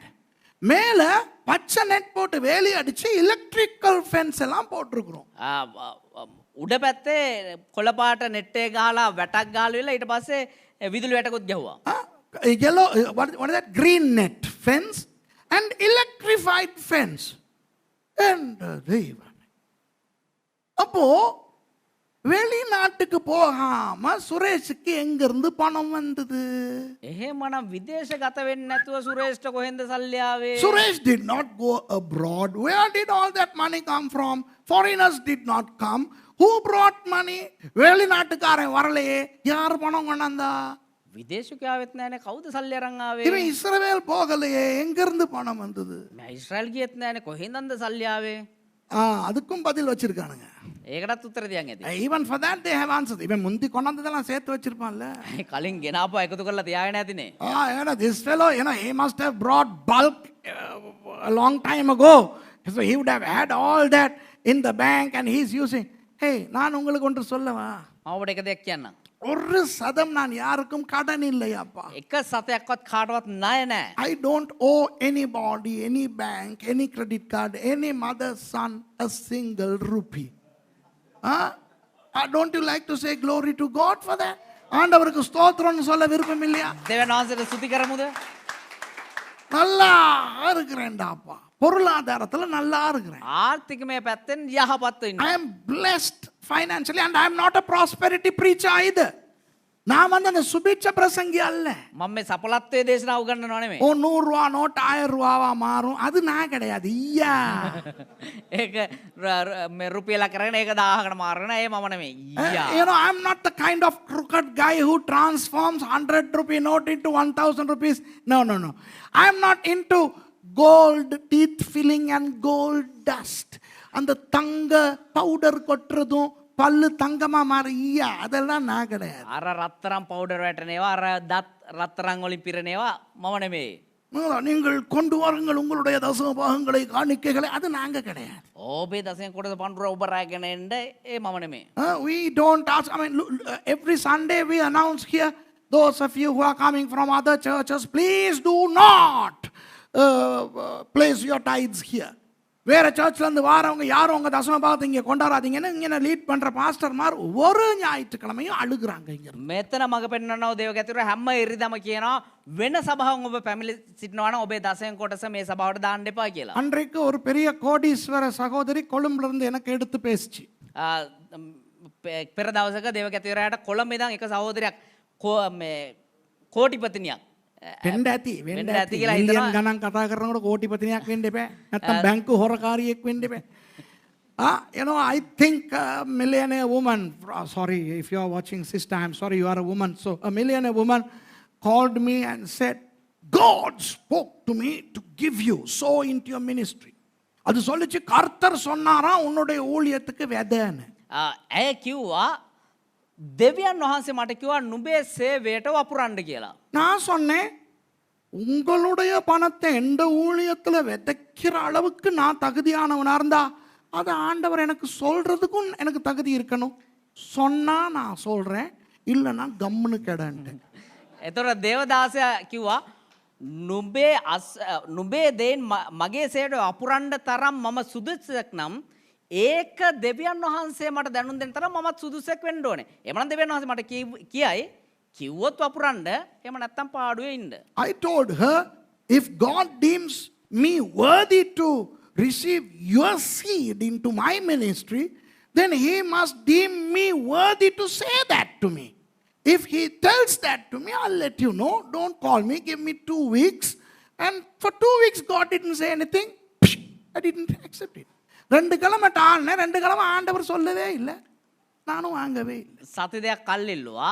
ඒ සති දෙක ඇතුළත දෙවියන් වහන්සේ කතා කරෙත් නෑ. මම ඉතින් ඒ දේ ගත්තෙත් නෑ. யாரோ வெளிநாட்டுல இருந்து எனக்கு உதவி செய்யணும்னு சொன்னாங்க. කවුද විදේශේ ඉඳලා උදව් කරන්න ඕනේ කියලා. Somebody sent me an email saying we want to help you. I said, if you want to help me, it means I am helpless. I'm sorry, I am not helpless. I have God as my helper. அப்ப நான் சொன்னேன், நீ எனக்கு உதவி செய்யறதா இருந்தா நான் உதவி தேவைப்படுறவனா இருக்கணும். நான் உதவி தேவைப்படுற ஆள் கிடையாது.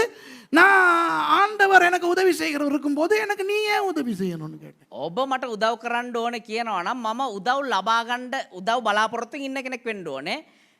දෙවියන් වහන්සේ මට උදව් කරද්දී ඇයි මම ඔබෙන් උදව් ලබා ගන්න අවශ්‍යයි කියලා මං ඇහුවා. சில பேர் நினைக்கிறார்கள் நான் திமிர் பிடித்தவன் என்று. සමහරව හිතනවා මම උඩඟු කෙනෙක් කියලා. Some people think that I am, how do you say arrogant. I want to say very humbly that I am arrogant. நான் ரொம்ப தாழ்மையா சொல்ல விரும்புறேன், நான் ரொம்ப திமிர் பிடிச்சவன். මම ඉතාමත් යටහත්ව කියන ඔව් මම උඩඟු කෙනෙක්. என்னுடைய ஆண்டவர் எனக்கு போஷிக்கும் பொழுது මගේ දෙවියන් වහන්සේ මාව පෝෂණය කරද්දී மற்றவர்களிடத்தில் பிச்சை வாங்குகிற பிச்சைக்காரன் அல்ல நான். අනිත් අයගෙන් හිඟා කණ්ඩ තරම් හිඟන්නෙක් නෙවෙයි When මම. God is my provider, Yahweh Yeheh, I am not a beggar. So if that sounds arrogant, it's okay with me.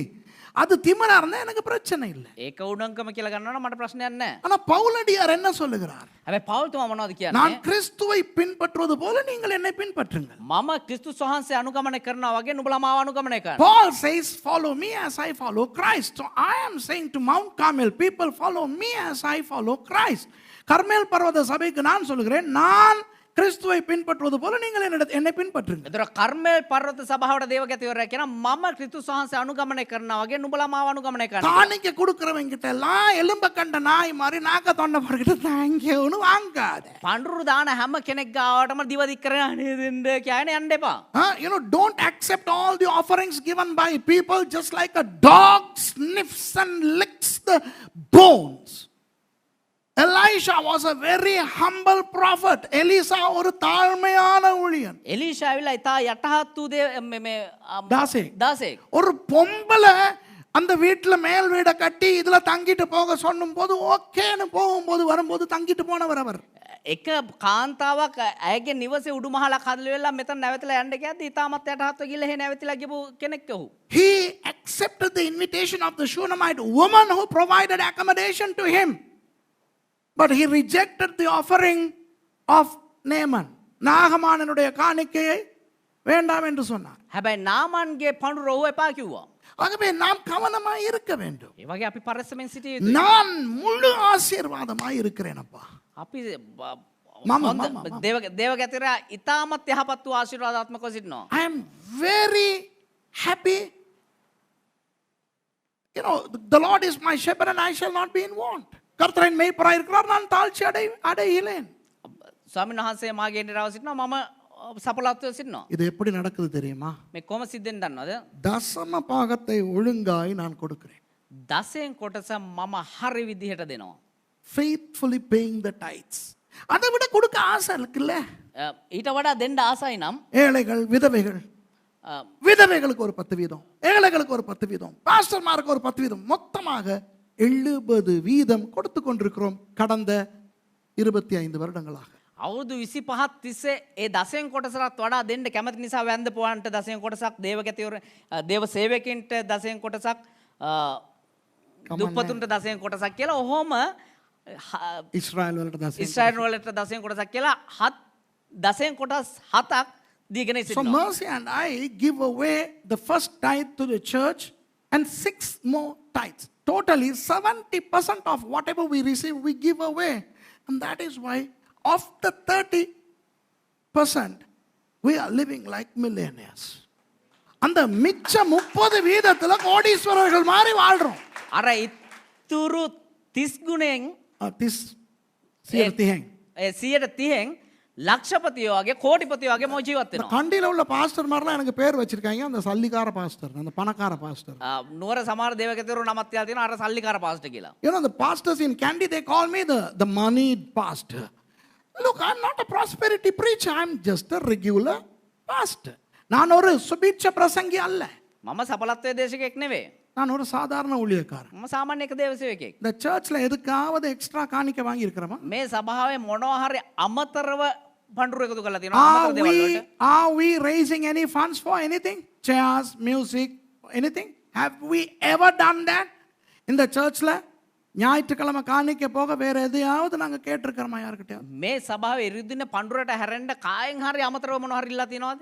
ஆனால் ஆண்டவர் இந்த சபையை எப்படி நடத்துகிறார்? හැබැයි දෙවියන් වහන්සේ මේ සභාව කොහොමද නඩත්තු කරන්නේ? இந்த சபையும் கடனே இல்லாத சபை. මේ සභාව ණය නැති සභාවක්. This church doesn't owe anybody anything. God is blessing this church. Next Sunday maybe we'll have a big AC here. Everything is paid for now.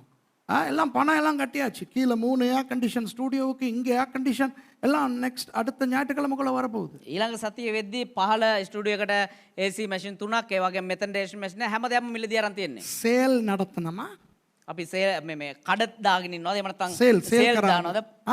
Did we conduct any sale here? Did we raise any fund? And is there any special offering box, building project, air condition project? ஏதாவது பெட்டி வச்சிருக்கிறோமா? இல்லை.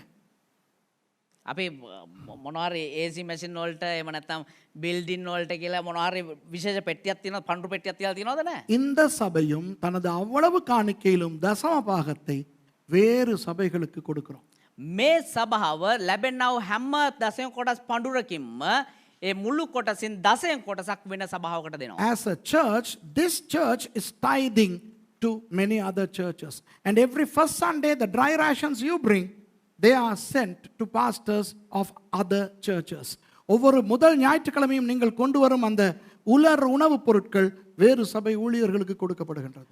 හැම පළමු ඉරිදාම ඔබ ගෙනෙන්නා වූ ඒ වියලි ආහාර මළු එකතු කරලා ඒක වෙන සභාවකට වෙන කෙනෙකුට අපි දෙනවා. ஆகவே இந்த சபை கடனே இல்லாத பொருளாதார தேவையே இல்லாத சர்வ நிறைவு கொண்ட சபை. ඒ නිසා මේ සභාව ඇවිල්ලා ණය නැති සියල්ලෙන් සම්පූර්ණ වූ හැම දෙයක්ම තියෙන එක සභාවක්. And our church, I can boldly say, we don't owe anybody and we are complete. In fact, we have no need. We have no material. We don't have any material need. We don't have any financial need. எந்த பணத்தையுமே இந்த சர்ச்சுக்கு இல்லைங்கோ. මේ සභාවට කිසිම මුදල් අවශ්‍යතාවයක් නැහැ. ஏன் எப்படி? ඇයි ඒ කොහමද? தசம பாகத்தை ஒழுங்கா கொடுங்க. දසයෙන් කොටස හරියට දෙන්න නිසා. அதனால இந்த ஏமாறாதீர்கள். ඒ නිසා රැවටෙන්න එපා. சிலர் கள்ளத்தனமாய் உபதேசிக்கிறார்கள் தசம பாகத்துக்கு எதிராக. සමහරු ව්‍යාජ විදියට දසයෙන් කොටස ගැන ඔබට උගන්වමින් සිටිනවා. இப்போ நான் சொன்னால் தசம பாகத்தை எனக்கு கொடுங்கள் என்று நான் கள்ளன். මම කිව්වනම් එහෙම දසයෙන් කොටස මට දෙන්න කියලා මම හොරෙක්. If I say pay your tithes to me, then I am a thief. And if I ask others, hey, pay your tithes to the Mount Carmel ministries, then I am a thief. கர்மேல் பர்வத ஊழியத்துக்கு உங்கள் தசம பாகங்களை கொடுங்கள் என்று வேறு சபைக்காரர்களுக்கு நான் சொன்னால் நான் ஒரு கள்ளன். වෙන සභාවන් වල අයට කිව්වනම් එහෙම කර්මෙල් පර්වත සභාවට ඔබේ දසයෙන් කොටස දෙන්න කියලා මම හොරෙක් එහෙමනම්. இந்த சபையின் காணிக்கையிலிருந்து ஒரு சதம் கூட நான் எடுப்பது கிடையாது தெரியுமா? මේ සභාවේ එක සතයක් සභාවෙන් එන්නා වූ එක සතයක්වත් දේවගේ තිරය ගන්න නැහැ. ஆனா நல்லா இருக்கிறேன். හැබැයි මම හොඳට ඉන්නවා. I don't take a single cent from the church, but I am blessed lock, stock and barrel. Start giving to God your tithes faithfully. It's not an Old Testament concept, it is a biblical concept. தசம பாகத்தை ஒழுங்காய் கர்த்தருக்கு கொடுங்கள். දසයෙන් කොටස හරිය විදිහට දෙවියන් அது වහන්සේ. பழைய ஏற்பாட்டு நியமம் அல்ல. ඒක පරණ ගිවිසුමේ කාරණාවක් නෙවෙයි. முழு வேதத்தின் உபதேசம். ඒක මුළු බයිබලයටම අනුකූල දෙයක්. சில பிரசங்கிமாரனுடைய கவர்ச்சியான பிரசங்கங்களை பார்த்து ஏமாறாதீர்கள். සමහර දේවගැතිවරුන්ගේ ඉතා ආකර්ශනීය ඒ දේශනාවලට අහු වෙලා රැවටෙන්න එපා. Don't be deceived by some famous preachers preaching. Some famous television pastors are preaching against tithes attractively, and they show verses from the Bible to convince you. Don't trust them. Be blessed. Don't let anything rob your blessing. வசனங்களை காட்டி වචනය පෙන්නලා கவர்ச்சியாய் பேசி ඉතා ආකර්ශනීය විදිහට කතා කරලා தசம பாகத்துக்கு எதிராய் பேசுவார். දසයෙන් කොටසට විරුද්ධව කතා කරලා ஏமாறாதீர்கள். රැවටෙන්න එපා. கவனிங்க, හොඳට අවධානය දෙන්න. மல்கியா 3 சொல்லுகிறது தசம பாகம் கொடுக்காட்டி சாபம்னு. මලාගේ 3 වෙනි පරිච්ඡේදය කියනවා දසයෙන් කොටස නොදුන්නොත් ඒක ශාපයක් කියලා. Malachi chapter 3 says that if you don't tithe, it's a curse. Now listen to this very carefully. Listen to this carefully. ரொம்ப கவனமா இதுக்கு செவி கொடுங்க. තාමත් අවධානයෙන් ඇහුම්කන් දෙන්න. தசம பாகத்தை கொடுத்து விட்டு දසයෙන් කොටස දීලා ඉවර වෙලා 90% ஆசீர்வாதமான பணம் உங்களுக்கு வேண்டுமா? 90 ගුණයක් නෑ.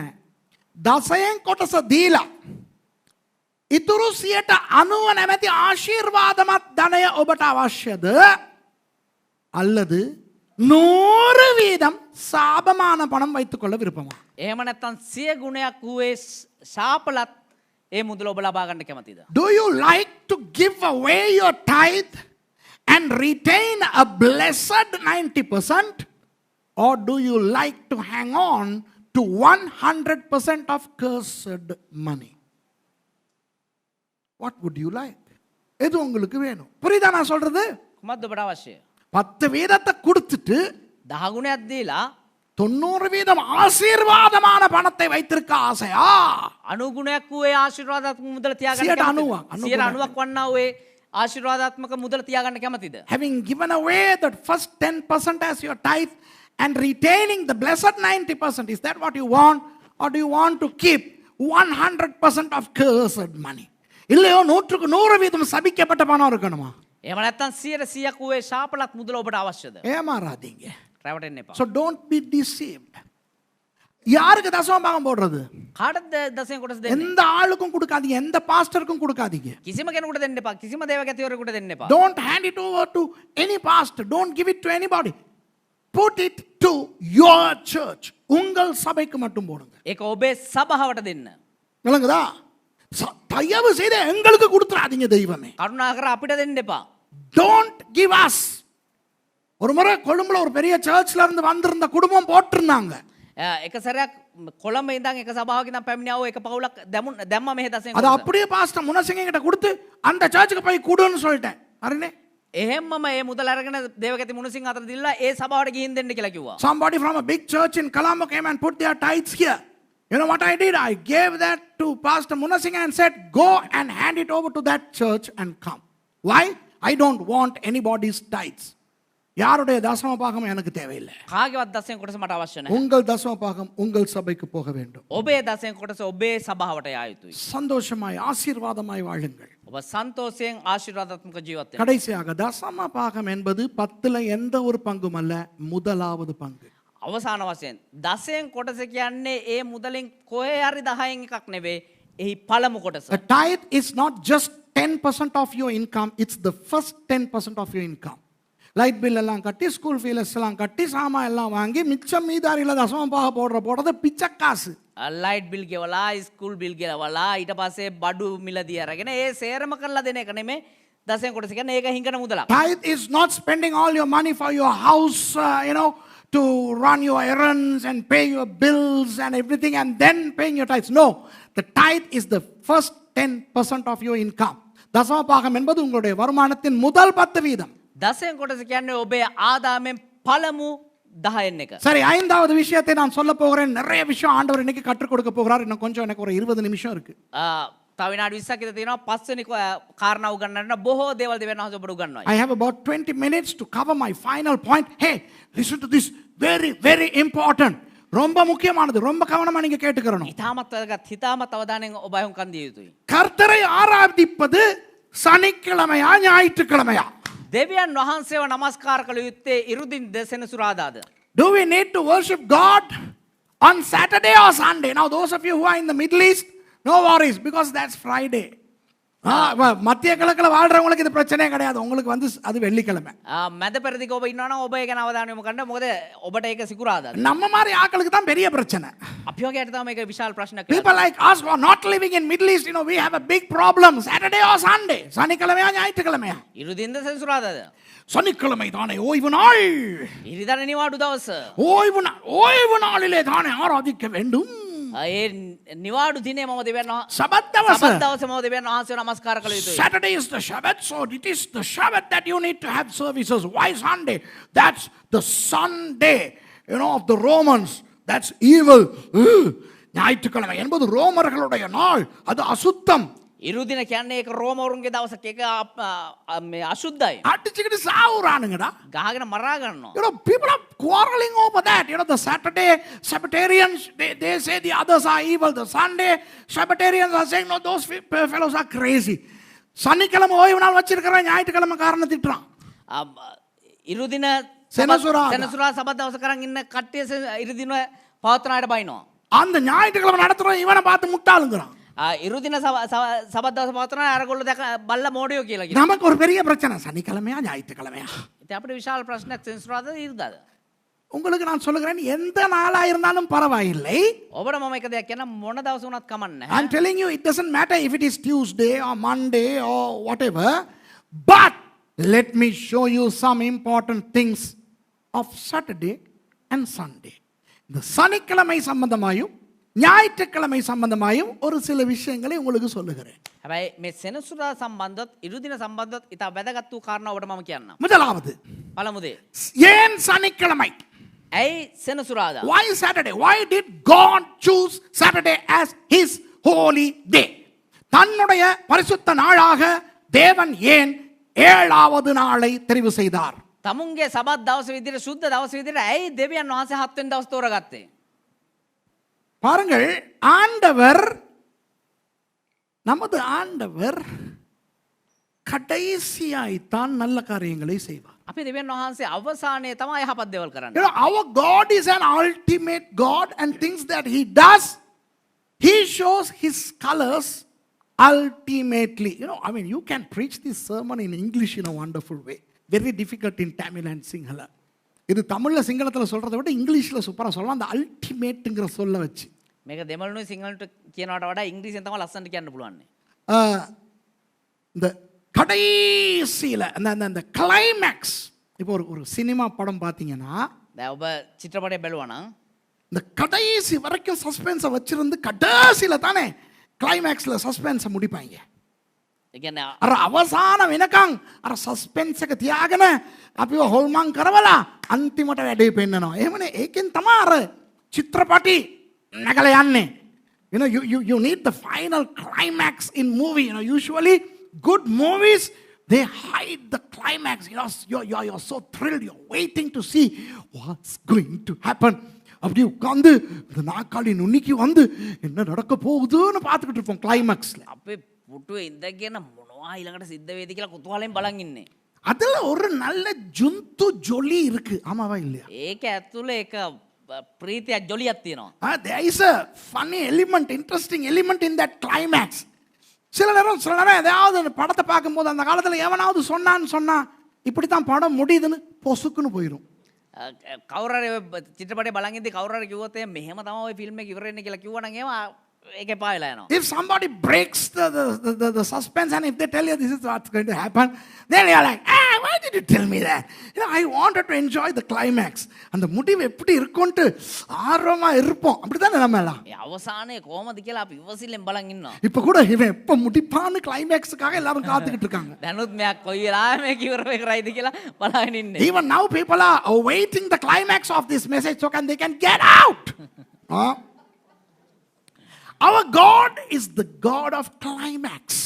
நமது ஆண்டவர் முடிவின் தேவர். அவர் அல்பா மாத்திரமல்ல, அவர் ஒமேகாவும் கூட. අපේ දෙවියන් වහන්සේ ආරම්භය විතරනේ අවසානයේ දෙවියන් වහන්සේ. அவருக்கு தேவை மனுஷனை படைக்க. උන්වහන්සේට අවශ්‍ය මනුෂ්‍යව மவන්න. මවන්න. He wanted to create man, but he did not create man first and then create everything for man.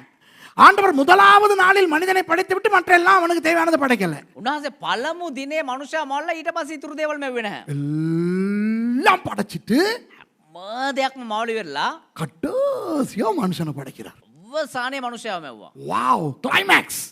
He created everything and finally he created man. And he created man womanless. ஆம்பளைய படைக்கிறாரு பொண்டாட்டி இல்லாம. දෙවියන් වහන්සේ මනුෂ්‍යව මෙව්වා බිරිඳක් නැතුව. ஆக கடைசியா எதை படைக்கிறாரு? අවසානයේදී මොකද්ද මවන්නේ? பொம்பளைய படைக்கிறார். කාන්තාව මවනවා.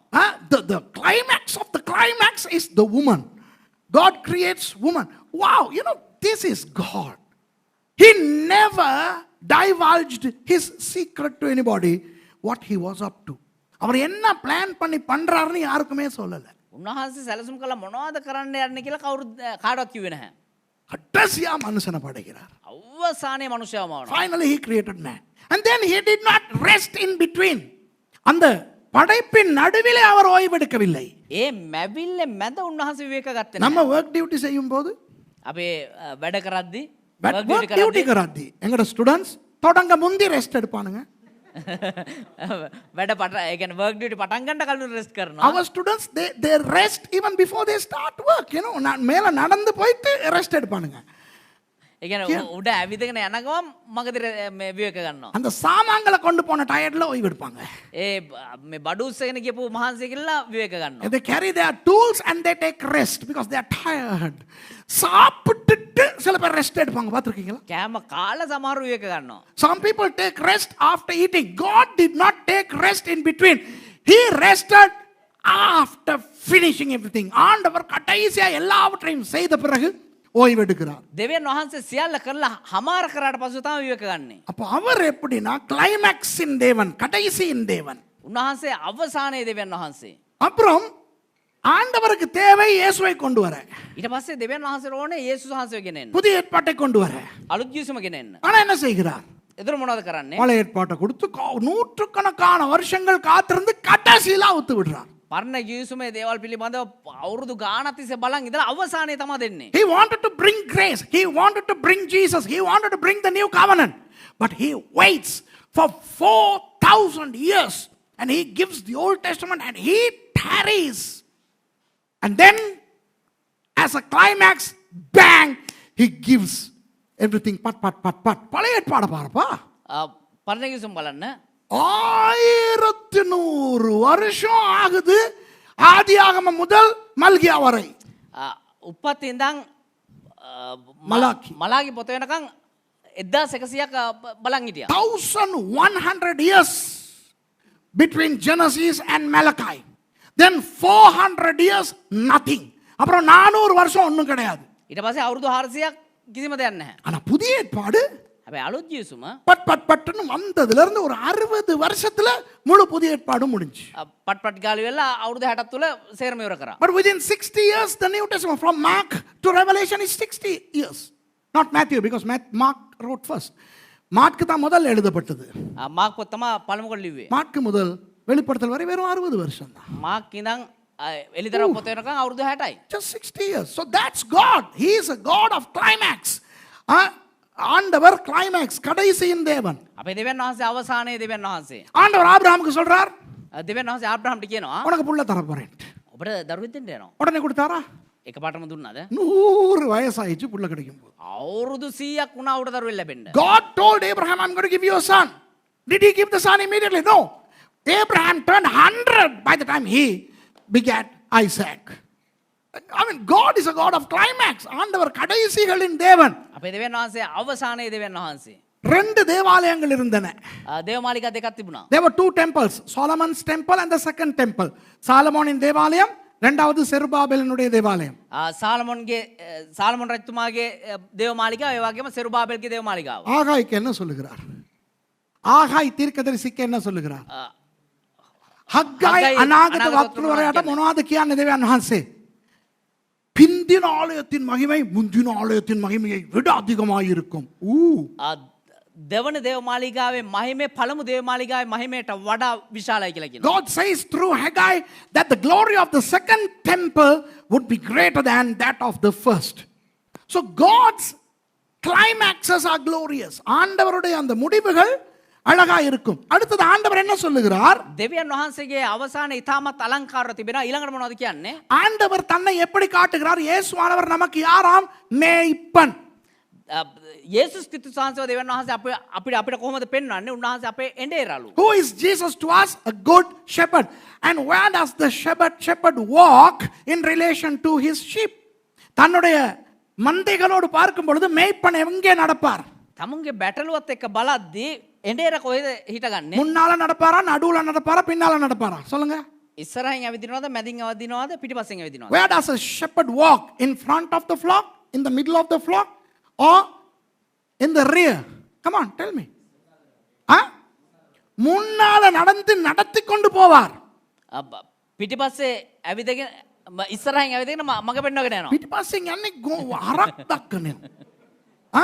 இப்ப முன்னாலே நடந்து கொண்டு போகிற ஆண்டவர் ඒතර ඉස්සරහින් මග පෙන්නගෙන යන දෙවියන් වහන්සේ இஸ்ரவேலர்களுக்கு பின்னால் இருந்தும் நடத்துகிறார். ඉස්රායල් වලට පිටිපස්සේ ඉඳනුත් මග පෙන්නුවා. He who leads the people from the front also guards them, protects them from the rear.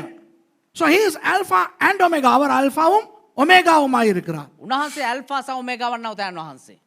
புதிய வானம் புதிய பூமி எங்கே வருகிறது? අලුත් අහසත් අලුත් පොළොවත් කොහෙද පැමිණෙන්නේ? வெளிப்படுத்தல கடைசியிலே. අවසාන එළිදරව් පොතේ. The new heavens and the new earth are yet to come. They come only after the book of Revelation. My goodness, God is a God of climax. ஆண்டவர் இறுதிகளின், முடிவுகளின், கடைசிகளின் தேவன். උන්වහන්සේ අවසානයේ අන්තිමේ දෙවියන් වහන්සේ. அந்த தேவன் ඒ දෙවියන් වහන්සේ பழைய ஏற்பாட்டிலே சொல்லி இருந்தார், පරණ කිවිසුමේදී කියනවා சனிக்கிழமை எனக்கு ஓய்வு நாள். සෙනසුරාදා මගේ සබත් දවස. அந்த ஓய்வு நாளை பரிசுத்தமாய் ஆசரிக்க நினைப்பாயாக. ඒ සබත් දවස සුද්ධ කොට පවත්වන්න වග බලා ගන්න. So he told people, look, Saturday, the last day is my day, so you can make it holy. But he gave a funny hint in Leviticus chapter 23. ஆனால் லேவியராகமம் 23ஆம் அதிகாரத்திலே හැබැයි ලෙවි කතාවේ 23 වෙනි පරිච්ඡේදයේ ஒரு பயங்கரமான ஒரு சாடையாக ஒரு விஷயத்தை காட்டுறார். තමත් භයානක වූ කාරණාවක් උන්වහන්සේ පෙන්නනවා. නෑ නිකන් අමුතු හින්ට් එකක් දෙනවා. මාර කතාවක් දෙනවා දෙවියන් වහන්සේ. பாருங்க 11வது வசனத்தை 23ஆம் அதிகாரம் 11வது வசனத்தை 23 වෙනි පරිච්ඡේදයේ 11 වෙනි පදය බලන්න. Now let's read some verses. Remain standing. You, the Bible reader. இந்த பாருங்க ஒரு சில வசனங்களை பார்க்க போறோம் நம்ம. අපි සමහර පද බලන්න යනවා. 11ம் 12. 11 වෙනි සහ 12 වෙනි පදයන්. Verse 11 and 12. ஆசாரியன் இல்ல உங்களுக்காக அது அங்கீகரிக்கப்படும்படி ஆசாரியன் அந்த கதிர்க்கட்டை ஓய்வு நாளுக்கு மறுநாளில் கர்த்தருடைய சந்நிதியில் அசைவாட்ட வேண்டும். ஆஹா. ඒ මිටිය නුඹල උදෙසා පිළිගනු ලබන පිණිස ඔහු ස්වාමින් වහන්සේ ඉදිරියේ ඒ තේව කරන්නේය. සබත් දවසට පසුවදා පූජකයා ඒ තේව කෙරේවා. And he shall wave the sheaf before the Lord to be accepted for you. On the morrow after the Sabbath, the priest shall wave it. கவனிக்கிறீங்களா? අවධානය දුන්නද? ஓய்வு நாள் ஓய்வு நாள் ஓய்வு நாள் ஓய்வு நாள்னே சொல்லிக் கொண்டிருக்கிற ஆண்டவர் සබත් දවස් කියාගෙන ඉන්න දෙවියන් වහන්සේ நைஸாக சொல்லுகிறார். ලස්සන නිකන් කියනවා. අමුතු විදිහට නෝන්ඩි නැතුව කියනවා. ඒක තමයි වචනේ. නෝන්ඩි නැතුව කියනවා. இந்த நீங்கள் கொண்டு வருகிற கதிர்களை ஆசாரியன் எப்போ கர்த்தருடைய சந்நிதியில் ஆட்ட வேண்டும்? ඔබ ගෙනෙන්නව ඒ දේවල් කවද්ද මේ පූජක අස්වැන්න බං ඒ දේවල් නෙවෙයි. මොනද ටීවී හාල් සේරුවා ඒවද? අස්වැන්න. අසන්න පූජකයා කොයි වෙලාවෙද කැප කරන්න ඕනේ? කැප කරන්න නෙවෙයි සොලවන්න ඕනේ. අයියෝ Mahesh. When should the priest wave the harvest that the people bring? On the morrow of the Sabbath, which is what? The first day of the week. Sunday. அப்போ எப்போ இவர் ஆட்டணுமா அத பாஸ்டர்? பழைய ஏற்பாட்டு பாஸ்டர் எப்போ ஆட்டணுமா? එතකොට පරණ කිවිසුමේ මේ දේව ගැතිර කවද්ද ඒ දේ සොල මේ තේව කරන්නේ? ஓய்வு நாளுக்கு மறுநாள். සබත් දවසට පසුවදා. அப்படின்னா එහෙමනම් வாரத்தின் முதலாம் நாள். සතියේ පළවෙනිදා. அப்படின்னா ඒ කියන්නේ ஞாயிற்றுக்கிழமை. ඉරුදින. லேவியராகமத்துல ඒ ලෙවි පොතේ. எத்தனை பேருக்கு இதை வாசிச்சாலும் புரிஞ்சிருக்காது தெரியுமா? කී දෙනෙකුට මේ කියවත් නොතේරි තිබුණාද Do you know දන්නවද? how many people have read this but never got this into their system that God wanted them to do something on Sunday? ஆண்டவர் ஞாயிற்றுக்கிழமை என்னமோ பண்ண சொல்றாருன்னு யாருக்குமே எத்தனை பேருக்கு மரமண்டையில இது இப்பதான் ஏறுது? දෙවියන් වහන්සේ ඉරුදින මොනවාරි කාණ්ඩ තිබ්බා කියලා කරන්න කියනවා කියන කී දෙනෙකුට ඔළුවට යන්නේ? දැන් තමයි ඔළුවට යන්නේ. දැන් තමයි ඔළුවට යන්නේ. හලෝ පරණ කිවිසුමෙත් කියලා තියෙනවනේ ඉරිදා මොකද්ද කරන්න කියලා. பழைய பாடலையும் ஞாயிற்றுக்கிழமை என்னமோ பண்ண சொல்லி இருக்குதேன். How many of all feel, oh yeah, it is the day after Saturday, which is what? Sunday. How many of you say, only now I am seeing it, although I have read it umpteen times. அடுத்த வசனத்தை வாசிங்க 12. ඊළඟ පදේ කියවන්න 12. நீங்கள் அந்த கதிர்க்கட்டை அசைவாட்டும் நாளில் එහෙම කියලා නවත්තන්න. නුඹලා ඒ මිටිය තේව කරන දවසේදී வாசிடி. And ye shall offer that day when ye wave. What is that day? Say loud. ஐயோ உச்சறது loud. அந்த நாள் என்ன நாள்? அப்போ நீங்கள் அந்த கதிர்க்கட்டை அசைவாட்டும் நாள் என்ன நாள்? ඔබ ඒ මිටිය සොලවන දවස කවද්ද? ඒ තේව කරන දවස சொல்லுங்க சத்தமா. කවද්ද? ஞாயிற்றுக்கிழமை. ඉරුදින கர்த்தருக்கு சர்வாங்க தகன பலியாக ஒரு வயதான பழுதற்ற ஆட்டுக்குட்டியையும் இதெல்லாவற்றையும் செய்யுங்கள். ස්වාමීන් වහන්සේට දවන පූජාවක් කොට කැලලක් නැති අවුරුද්දක බැටළු වස්සෙක්ද කොම කරන්න කියලා තියෙන්නේ ඉරිදා hello. And he lamb without blemish of the first year for a burnt offering unto the Lord. Hello நல்லா கவனிங்க. හොඳට අවධානය දෙන්න. இந்த 12வது வசனத்திலிருந்து நீங்கள் பார்த்து கொண்டு போகும் பொழுது මේ 12 වෙනි පදයේ ඉඳලා ඔබ කියවගෙන යද්දී எப்போ செய்ய வேண்டியவை தெரியுமா இதெல்லாம்? මේ සේරම කවද්ද කරන්න ඕනේ දන්නවද? ஞாயிற்றுக்கிழமை. ඉරු දින. When you read all these things from verse 11, do you know what day you have to do all that? Sunday. Look at verse 15. 15வது வசனத்தை பாருங்க. 15 වෙනි පදේ කියවන්න. நீங்கள் அசைவாட்டும் கதிர்க்கட்டை கொண்டு வரும் ஓய்வு நாளுக்கு மறுநாள் முதல் கொண்டு என்ன துவக்கி 7 வாரங்கள் நிறைவேறின பின்பு 7ஆம் ஓய்வு நாளுக்கு மறுநாள் ஆகிய 50ஆம் நாள் மட்டும் எண்ணி கர்த்தருக்கு புதிய போஜன பலியை செலுத்த கடவீர்கள். සබතට පසුවදා වන නුඹලාගේ තේව මිටිය ගෙනෙන දවසේ පටන් ගැනලා සබත් දවස් 7ක්ම පසුවෙන්ට ඇර. 7වෙනි සබත් දවසට පසුවදා දක්වා 50 දවසක් ගණන් කරගෙන කියවන්න ඉතුරු ටික. අලුත් ආහාර පූජාවක් ස්වාමින් වහන්සේට ඔප්පු කරන්න. And ye shall count unto you from the morrow after the Sabbath, Hey, look, from the morrow after the Sabbath, which means from Sunday. from the day that you brought the sheaf of the wave offering, 7 Sabbaths shall be complete. 7 Sabbaths. Even unto the morrow after the 7th Sabbath Tomorrow after the 7th Sabbath, which is another Sunday. shall ye number 50 days, and ye shall offer a new meat offering unto the Lord. Hey, it's not from Saturday to Saturday, uncle boy. Sunday to Sunday. சனிக்கிழமையிலிருந்து சனிக்கிழமையில இல்ல அக்கா. සෙනසුරාදාවක් කර සෙනසුරාදා නෙවේ. நங்கி නංගි ஞாயிற்றுக்கிழமையிலிருந்து ஞாயிற்றுக்கிழமை வரைக்கும். ஆமாவா இல்லையா? ඉරු දිනක් ඉරු දිනක් කර ඉරු දිනක්. නෑ පුතේ ඉරුදින ඉඳන් ඉරුදින දක්වා. கவனிங்க. எத்தனை பேர் சொல்லுவீங்க இது புதுசா இருக்குன்ட்டு? எத்தனை பேர் சொல்லுவீங்க? கையை தூக்கி காட்டுங்க. මේක අලුත් දෙයක් කියලා. How many people say this is new? Sorry to say that it has been in the Bible from the day Moses wrote it. கவலையா நான் சொல்லிக்கிறேன், மோசே எழுதின நாள்ல இருந்து இப்படி தாண்டி இருக்கு. මන් දුකින් කියන්නේ ශෝකයෙන් කියන්නේ මෝසෙස් ලියපු දවස් ඉඳන් ඔහොම තමයි අලෝ තියෙන්නේ. අපි දැක්කේ නැති වුණාට කවුරුත් අපිට පෙන්නන්නේ නැහැ නේ උයි. யாரும் எங்களுக்கு காட்டுறது இல்லையே. Nobody shows us. We read like donkeys, we just read. Who cares? On the morrow after the Sabbath, after the morrow after the Sabbath, blah, blah, blah, blah. But can you see? The hint for Sunday is there in Leviticus. சும்மா எரும மாடு வாசிக்கிற மாதிரி பைபிளை வாசிக்கிட்டு போகக்கூடாது. නිකම් මීහරක් බයිබලේ කියනවා. ඒ බයිබලේ කියවගෙන යන්න හොඳ නැහැ. ஞாயிற்றுக்கிழமையிலிருந்து ஞாயிற்றுக்கிழமை வரைக்கும் பைபிளில் லேவியராகமத்தில் அழகா நைஸா ஆண்டவர் கொடுத்திருக்கிறார். ඉරු දින සිට ඉරු දින දක්වා කියන එක ලස්සනට දෙවියන් වහන්සේ ලෙවි කතාව පොතේ ලියලා තියෙනවා. வாரத்தின் முதலாவது நாள் எங்கே தொடங்குகிறது? සතියේ පළමු දින කොහෙද ආරම්භ වෙන්නේ? When does the first day of the week begin? In Genesis, right? ஆதியாகமம். උප්පත්ති පොතේ. ஆதியாகமம் முதலாவது அதிகாரம் උප්පත්ති පළවෙනි පරිච්ඡේදයේ 3வது வசனம். 3 වෙනි පදය.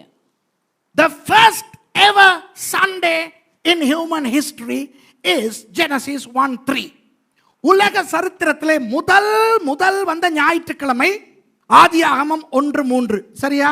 ලෝක ඉතිහාසයේ පළමු කොට පැමිණියා වූ ඉරු දින උප්පත්ති 3 වෙනි පදය. ஆனா அன்னைக்கு அவங்க ஞாயிற்றுக்கிழமைன்னு சொல்லல. அதுக்கு நாங்க என்ன பண்றது? හැබැයි එදා ඉරු දින කියලා උන් කිව්වේ නැහැ. ඒකට මොනව කරන්නේ? They did not call it the Sunday. Who cares? But that was the first day of the week, right? அதுதான் வாரத்தின் முதலாவது நாள். ඒක තමයි සතියේ පළවෙනි දිනය. என்ன நடந்திருக்குன்னு பாப்போமா?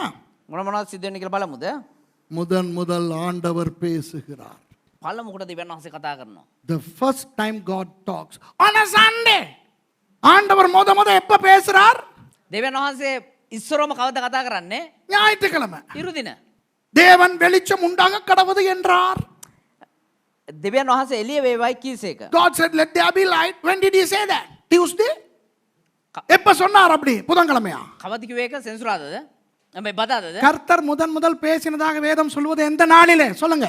දෙවියන් වහන්සේ පළමු කොට කතා කරා කියලා බයිබලයේ සඳහන් කවද්ද? According to the Bible, what day of the week God first spoke? Sunday. What did he first say? முதலாவது என்ன சொல்றார்?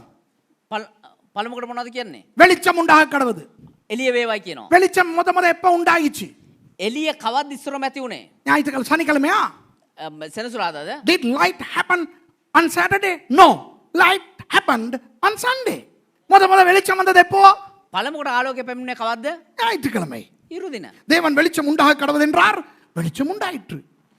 ඒ දෙවියන් වහන්සේ එළිය වේවා කියස එක එවිට එළිය විය. And God said, "Let there be light," and there was light. அடுத்தது 4வது வசனம், ඊට පස්සේ 4 වෙනි පදය வெளிச்சம் நல்லது என்று தேவன் கண்டார். එළිය යහපත් බව දෙවියන් වහන්සේ දුටුසේක. And God saw the light that it was good. The first thing God saw was on a Sunday. ஆண்டவர் முத எதையாவது பார்த்தாருன்னா அது ஞாயிற்றுக்கிழமை தான் பார்த்திருக்கார். දෙවියන් වහන්සේ පළමුවට මොන හරි දිහා බැලුවා නම් ඒ ඉරුදින් තමයි බලලා තියෙන්නේ. உன்வாச දැකලා තියන්නේ ඉරිදා. பார்க்கும்போது வெளிச்சத்தை பார்த்தார். බලද්දී ආලෝකය දිහා බැලුවා. முத எதையாவது பார்த்து சூப்பர் நல்லது அப்படின்னு அவர் சொன்னது ஞாயிற்றுக்கிழமை. පළමුවට මොන හරි දිහා බල්ලි වෙලා එහෙම නැත්නම් දැකලා වෙලා නියමයි කියලා කිව්වනම් ඒ ඉරුදින කියලා තියෙනවා. The first time God said something as good was on a Sunday. Wow. அப்புறம் என்ன செய்கிறார்? ඊට පස්සේ මොනවද කරන්නේ? வெளிச்சத்தையும் இருளையும் தேவன் வெவ்வேறாக பிரித்தார். දෙවියන් වහන්සේ අන්ධකාරයෙන් එළිය වෙන්කොට God divided the light from the darkness. So God divided everything bad on a Sunday. சரியில்லாதத தேவன் பிரிச்சது ஞாயிற்றுக்கிழமை. ඒ කියන්නේ අයහපත් දේ දෙවියන් වහන්සේ වෙන් කරේ ඉරුදින. அப்புறம் இருளுக்கு இரவு என்று பெயரிட்டார், பகலுக்கு பகல் என்று பெயரிட்டார், வெளிச்சத்துக்கு பகல் என்று பெயரிட்டார். එළියට දවාලය කියද අන්ධකාරයට රාත්‍රිය කියද නම් තැබූසේක. And called the light day, and the darkness he called night. ஒரு பேர் வைக்கிறார். උන්වහන්සේ නම් තියෙනවා. He is naming, hey, look. God first speaks. ஆண்டவர் முதலாவது பேசுறார். දෙවියන් වහන්සේ පළමුවට කතා කරේ. முதலாவது காண்றார். පළමුවට දැක්කේ. He first sees something. சரியில்லாதத முதலாவது பிரிக்கிறார். අයහපත් දේ පළමුවට වෙන් කරේ. He separates something not good and then he names something and something else. ஒரு விஷயத்துக்கும் இன்னொரு விஷயத்துக்கும் பேரெல்லாம் வைக்கிறார். එක දෙයක් සහ තවත් දෙයකට උන්වහන්සේ නම් තැබුවේ. என்ன நடக்குது? මොනවද සිද්ධ වෙන්නේ? ஆராதனை நடத்துறார். නමස්කාරය සිද්ධ වෙනවා. சர்வீஸ் நடத்துறார். தேவ மஹாப்பவத்தன தேவியன் மහන්සේ. God is conducting a service on the first day of the week. Can you see that? ஆராதனை நடத்துறார். என்ன சும்மா என்னத்தையும் முழுங்கி அது தொண்டையில இருக்கிற மாதிரி பார்த்துக்கிட்டு இருக்கிறீங்க. දේව මෙහෙපාතන උන්වහන්සේ. මොකද්ද ගිලපු මොකද්ද වගේ බලන් ඉන්නවා. As if you have swollen something and it is stuck here. Can you see that? The first day of the week has been amazing from day one. வாரத்தின் முதலாவது நாளிலிருந்தே அருமையாக இருந்திருக்கிறது. සතියේ පළමු දින පළමු දවසේ ඉඳන් අම්මා පුදුම සහගත විදිහට තියෙනවා. பட்டு வேகமாக இன்னும் 9 காரியங்களா டக்குன்னு முடிக்க போறேன். ඊටමත් ඉක්මනින් ඉතුරු කාරණා 9 බලමු.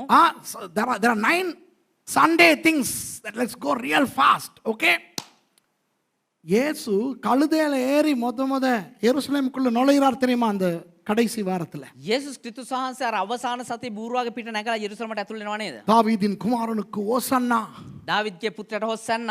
When Jesus entered Jerusalem finally on a colt, remember people screamed and said Hosanna to the son of David. What was that day? Sunday. ஞாயிற்றுக்கிழமை தான் அவர் எருசலேமுக்குள்ள வர்றார். ඉරුදින් තමයි උන්වහන්සේ යෙරුසලමට ඇතුල් වන්නේ. இயேசு மரித்தோரிலிருந்து உயிர் தெழும்பினது எப்போ? යේසුස් වහන්සේ මැරිලා නැවත මලවුන්ගේ නැගිට කවද්ද? When did Jesus resurrect from the dead? Sunday. ஞாயிற்றுக்கிழமை. ඉරුදින. பெந்தெகோஸ்தே நாள் எப்போ? පෙන්තකොස්ත දවස කවද්ද? When is the day of Pentecost? Sunday.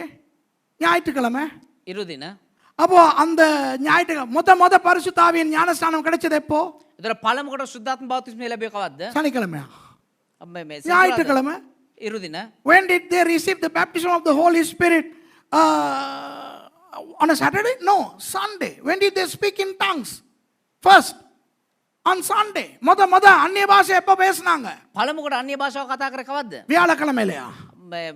සිකුරාදාද? ஞாயிற்றுக்கிழமை. ඉරුදින. முதல் கிறிஸ்தவர்கள் 3000 பேருக்கு ஞானஸ்நானம் கொடுத்தது எப்போ? පළමු කොට 3000 කිතුණුවන්ට බෞතිස්මය දුන්නේ කවද්ද? The first 3000 baptisms transpired on what day? Sunday. First Peter 1:3, the born again happens because of resurrection. Resurrection happened on a Sunday. So the first born again happens on a Sunday. 1 பேதுரு 1:3 படி 1 පේතෘස් 1 තුන්වෙනි පදේ විදිහට born again மறுபடியும் பிறத்தல். බෝනගේ නැවනතන් නැවත ඉපදීම. அது முதல் எப்போ நடக்கிறது? ඒ කවද්ද පළමුවට සිද්ධ වෙන්නේ? உயிர்த்தெழுதலோடு. ඉරුදින. என்ன உயிர்த்தெழுதலோடு? නැවත නැගිටීමත් සමග. உயிர்த்தெழுதல் எப்போ நடந்தது? නැවත නැගිටීම කවද්ද සිද්ධ වෙන්නේ? ஞாயிற்றுக்கிழமை. ඉරුදින. அப்போஸ்தலர் 27. ක්‍රියා 27. Acts chapter 20 and verse 7. The apostles gathered on the first day of the week. அப்போஸ்தலர்கள் ஒன்று கூடினார்கள் எப்பொழுது? අපෝස්තලවරු එකට එකතු වුණා කවද්ද? வாரத்தின் முதலாவது நாள் ஞாயிற்றுக்கிழமை. සතියේ පළමු දින ඉරුදින. முதலில் வாசித்தோமே 1 கொரிந்தியர் 16:1-2 அந்த காணிக்கை சேர்த்து வைங்க. 1 කොරින්ති 16:1-2 මට මේ පඬුර එකතු කරන්න. பவுல் துமா කියන්නේ remember Paul said we read earlier 1 Corinthians chapter 16 verses 1 and 2 make the collection before I come. When? The first day of the week, Sunday. எப்ப காணிக்கை வாங்க சொல்றார்? කවද්ද පඬුර එකතු කරන්න කියන්නේ? ஞாயிற்றுக்கிழமை. ඉරුදින. வெளிப்படுத்தல் 1:10 கர்த்தருடைய நாள். එලිතරව් 1:10 වෙනි පදේ. ස්වාමීන් දෙවියන් වහන්සේගේ දවස. எப்போ? කවද්ද? ஞாயிற்றுக்கிழமை. ඉරුදින. The Lord's day. Revelation chapter 1 and verse 10. When? Sunday. Hello, இத்தனை விஷயங்கள் ஞாயிற்றுக்கிழமை நடந்திருக்க මෙච්චර දේවල් ඉරුදින සිද්ධ වෙනවා. ஞாயிற்றுக்கிழமைக்கு விரோதமாக ஏன் பேசுகிறோம்? ඇයි ඉරුදිනට විරුද්ධව කතා කරන්නේ? All these things transpired on Sunday, and why are some people upset with Sunday? And in a very wrong way they turn to history and say it's the Romans day and all that kind of stuff. Why?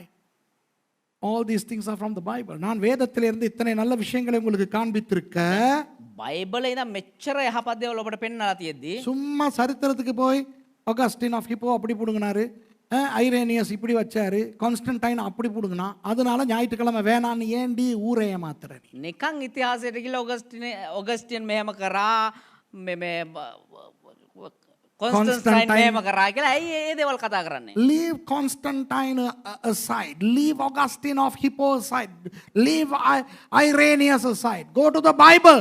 The Bible is full of Sunday events.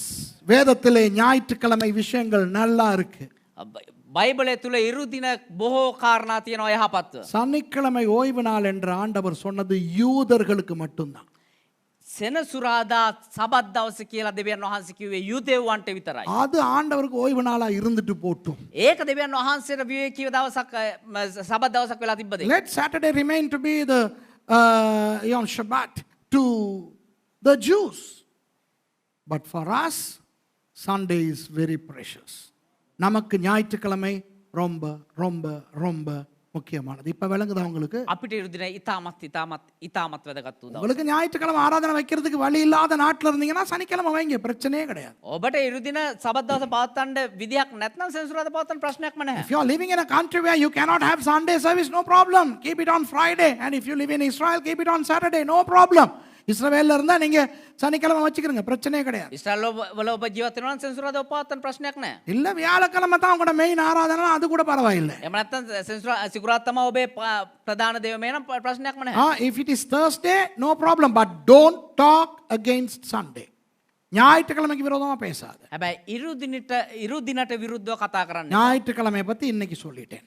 ඉරුදින ගැන අද කිව්වා. புரியுதா உங்களுக்கு? ඔබට තේරුණාද?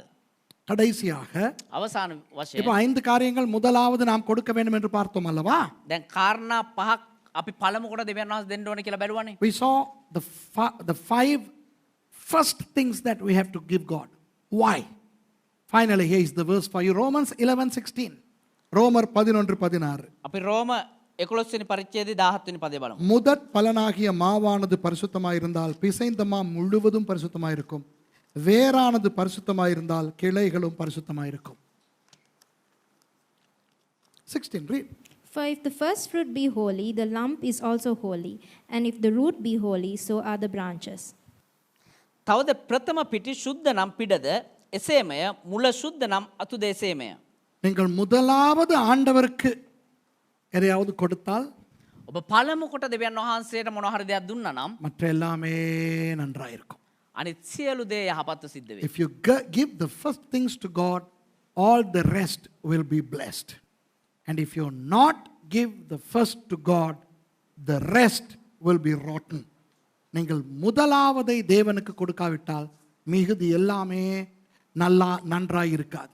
ඔබ පළමුදේ දෙවියන් වහන්සේ නොදුන්න නම් ඉතිරි කිසිම දෙයක් යහපත සිද්ධ වෙන්නේ නැහැ. ஒரு நாளின் ஆரம்பத்தை தேவனோடு தொடங்காவிட்டால் ඒ දිනක පළමුදේ පළමු වේලාව දෙවියන් වහන්සේත් එක්ක ආරම්භ කරා නම් அந்த நாளே உங்களுக்கு நல்லா இருக்காது. ඒ දවසම ඔබට යහපත්ව If you තිබේ. don't start the day with God, the entire day is going to be a horrible one. And if you don't give your first child to the ministry, your entire family will be running behind money and you're going to be busy all your life. No time to spend with your people. That's going to be your life. உங்களுடைய முதல் பிள்ளையை ஊழியத்துக்கு நீங்கள் கொடுக்காவிட்டால் ඔබේ පළමු දරුවා ඔබ දෙවියන් වහන්සේ සේවයට නොදුන්නා නම් உங்க வாழ்க்கை பூரா ஓடி ஓடி ஓடி ஓடி ஒரு நல்ல நிம்மதியான வாழ்க்கை உங்களுக்கு இருக்கவே போறதில்லை. ඔබ ජීවිතේ පුරාම දුව දුව ඉඳී යහපත් එහෙම නැත්නම් සනසුම් සහගත ජීවිතයක් ඔබ ගත නොකරයි. முதலாவது தேவனுடைய ராஜ்யத்தை தேடுவோம். පළමුකොට දෙවියන් වහන්සේගේ රාජ්‍යය Let's සොයමු. seek first the kingdom of God. Sorry, I have taken a lot of time today, but I had to finish this. நிறைய நேரம் எடுத்து விட்டேன். சீக்கிரமா ஜெபம் பண்ணி முடிப்போம். බොහෝ වෙලාවක් ගත්තා. හැබැයි මේ දේ අවසන් කළ යුතු තිබුණා. අපි තාක්මනේ மகேஷ் ஆத்மாக்கர்லை வருகிறார். අපි ආඥා කළාම රැක් කරමු.